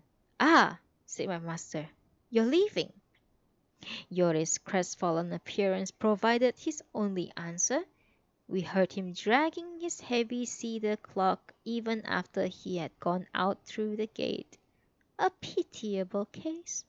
If someone doesn't come to his rescue, he could well compose one of those rock-topped suicide poems and then fling his pupil body over the lip of Cagon Falls. Come what may. The root cause of all trouble, of this flibbertigibbet self-conceit, of that insufferable Miss Goldfield. If Yore does do it himself in, it is to be hoped that his ghost will find time to scare the girl to death. No man need regret it if a girl like that, even brace or more of them, were removed from this already sufficiently troubled world. It seemed to me that Colemoon would be well advised to marry someone more ladylike, a young person. Was that then one of your pupils? Yes. What an enormous head! Is he good at his work? Rather poor for the size of the head. But every now and then again he asks original questions. The other day he caught me off balance by asking a translation of the meaning of Columbus. Maybe the improbable size of his brain case led him to pose such an improbable question. What did you answer? Oh, something or other of the calves. So you actually did translate. That's remarkable. Children lose faith in language teacher who fails to provide them on demand with a translation of anything they may ask. You have become quite a politician. But to judge by that lad's look, he must be terribly run down. He seemed ashamed to be bothering you. He just managed to get himself into something of a mess. Silly young ass. What is it about? The mere sight of him moves one's sympathy. What has he done? Rather stupid thing. He sent a love letter to Goldfield's daughter. What? That great numbskull? Student nowadays seems to stop at nothing. Quite astonishing, really. I'm surprised. I hope this news has not upset you. Not in the very least. On the contrary, I find it most diverting. I do assure you it's quite alright by me. However, many love letters may come pouring in upon her. If you feel that self-assured, perhaps it doesn't matter. Of course it doesn't matter. I really don't mind at all. But isn't it rather remarkable that the great muttonhead should take to writing love letters? Well, actually, it started as a kind of a joke. Because that girl was so stuck up and conceited, my precious trio got together and you mean the three boys sent a single love letter to Miss Schofield? This business grows more wacky by the minute. Such joint letter sounds rather like three people settling down to share one portion of Western style dinner, don't you agree? Well, they did divide the functions up upon them.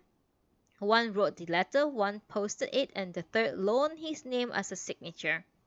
That young blockhead you saw just now, quite the silliest one of them all, he's the one who lent his name. Yet, he actually told me that he has never even set an eye on the girl. I simply can't imagine how anyone could do such a ludicrous thing. Well, I think it's spectacular, a wonder of our times, a real masterpiece of a modern spirit. That that oaf should have it in him to fire off a love letter to some unknown woman. Really, it's most amusing. It could lead to some very awkward and misunderstandings.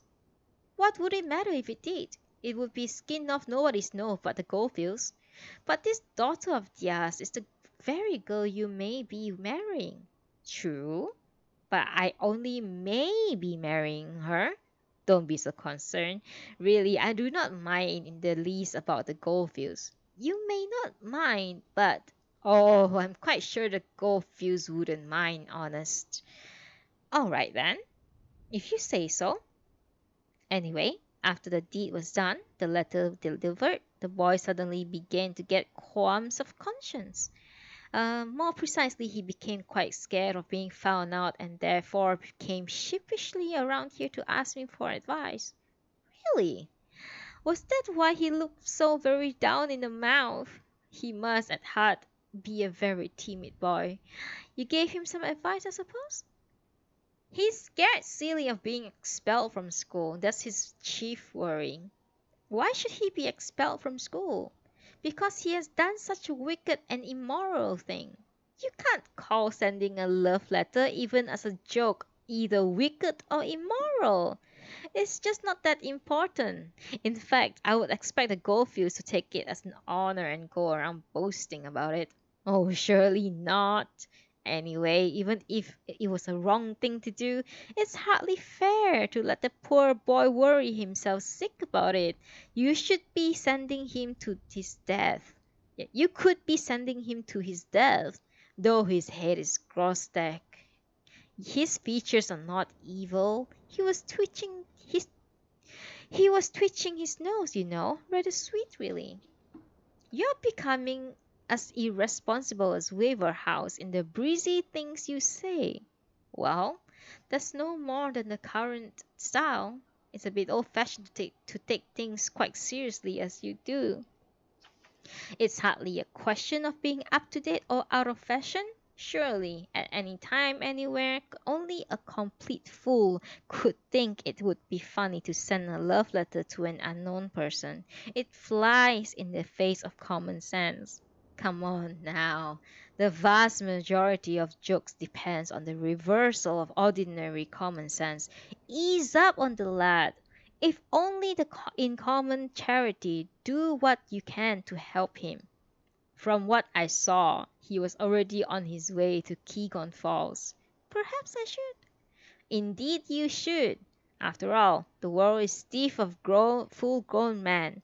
Men with older and presumably wiser heads, who nevertheless spend all their lives in practical jokes which risk disaster for their fellow men. Would you punish an idiot schoolboy for signing a love letter when men whose joke could wreck the world go totally unpenalized? If you expel him from the school, you can do no less than banish them from civilized society. Well, perhaps you are right. Good. Then that's settled. Now, how about going out and listening to a tiger? Ah, the tiger. Yes, do come out. As a matter of fact, I have got to leave Tokyo in a few days' time and go back home to attend some business. Since it will be quite a while before we'll be able again to go out anywhere together, I called today in express hope we could make some little expedition this evening. So you're going home on business? Yes, something I must myself cope with. Anyway, let's go out. All right, I'll come. Splendid. Today is dinner on me. If after that we walk across the zoo, we should arrive at the exactly right time. Colemoon's enthusiasm is infectious, and by the time they bustle out together, my master himself was scarcely less excited. Mrs. Niece and Yukie, ever eternally feminine, just went on with their chit-chat and their sniggering. And that is the end of Chapter 3, Volume 3 of I Am a Cat by Natsume Sōseki.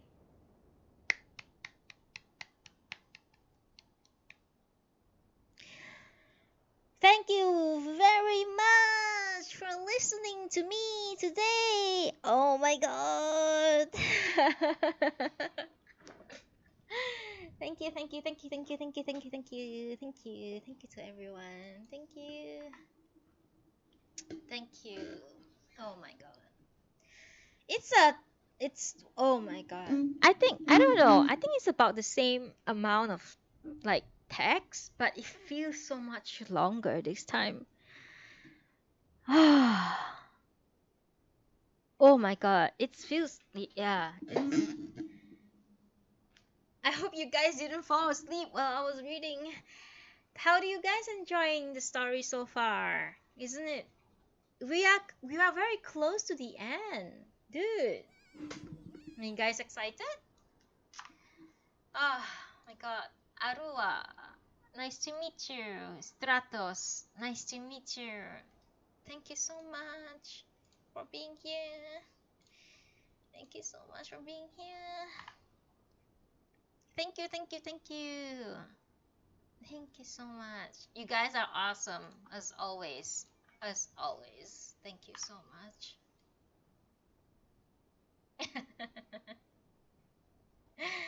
Thank you. Aww. My reading is very calming. I don't think so. I think I read really. Is my reading calming? would you? Would who would agree with that? Like Severy said that my reading is calming. I think I read too fast and too excitedly. Yeah, it feels really long, right, Ariana? Yo, thank you, Keiko. We, uh, yeah. So it's relaxing. That's crazy. Thank that. I mean, that's crazy for me to hear because it's like I, I didn't. I think my voice is kind of annoying, but yeah, thank you. Aww. You know what, Ariana? The whole point of me making Noodible is to read to people who are working at their desk, like who are doing their work basically. Yeah. So thank you so much. My accent. What is my accent, by the way? I my accent is everywhere. It's like it's neither British, it's neither America, it's neither Austrian. It's just like a jumble of like accent all together.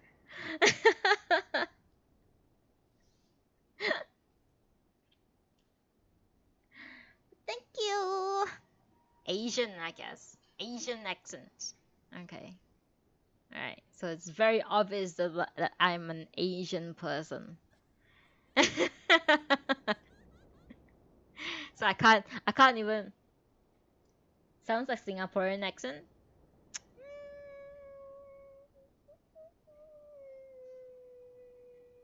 I'm not gonna comment to that. You you think it's kawaii? It's kawaii accent. Mm, I don't know about that. You guys gotta stop praising me because I get really awkward when I get praised. So, but yes, thank you so much for it's yeah. You haven't seen the kawaii? Oh, the end. Oh, the end. You don't give them the idea, the end. By the way, once again, thank you so much, everyone, for attending my reading session. Thank you so much.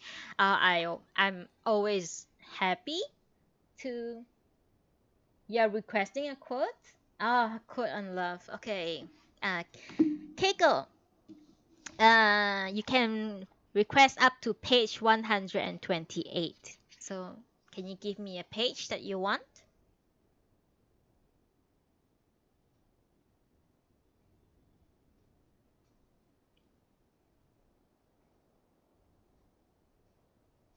Also, tomorrow we will be reading chapter 4 of volume 3, I Am a Cat, and that would be the last chapter of the entire book. And next week onwards, we will be reading a new book. 84. 84 or 84, 84. Let me see. 84, 84. Okay. 84. I'm afraid of death, but even more afraid of wasting my life. I'm afraid of love because it involves things that are beyond our understanding. It sheds such a brilliant light, but the shadow it casts frightens me.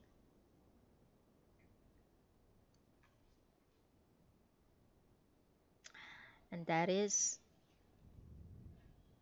the quote, the love quote.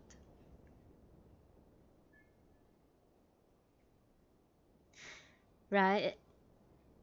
Isn't it beautiful? Yeah. No, thank you. I mean, I'm most welcome to read you anything that you want to redeem your points for. But thank you for being here with me and all of you.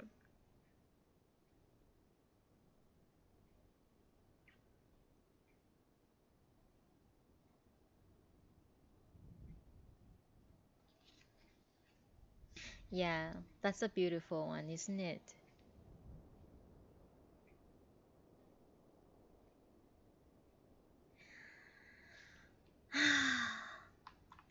Love is truly a fearful thing. And I agree with that. Okay, once again, thank you so much for being here with me. I appreciate your attendance in person, in game, I mean, and also in my stream right now. I am forever grateful for all of you. Thank you, and have a very good day. and have a very good Friday. I hope you have a very, very smooth and fun weekend. And tomorrow, 11 a.m. Unfortunately, Ariana can't make it. However, uh, you will have a video waiting for you to listen to on Monday when you are at work. So there you go. Feel free to replay my thoughts to listen to the rest of the story because that is going to be the end of I Am a Cat, and I don't want you to miss the end of I Am a Cat. All right? All right, everyone, take a rest and have fun. Have a good day, everybody. Good day. Have a great Friday. I'll see you soon. I'll see you guys tomorrow. Bye.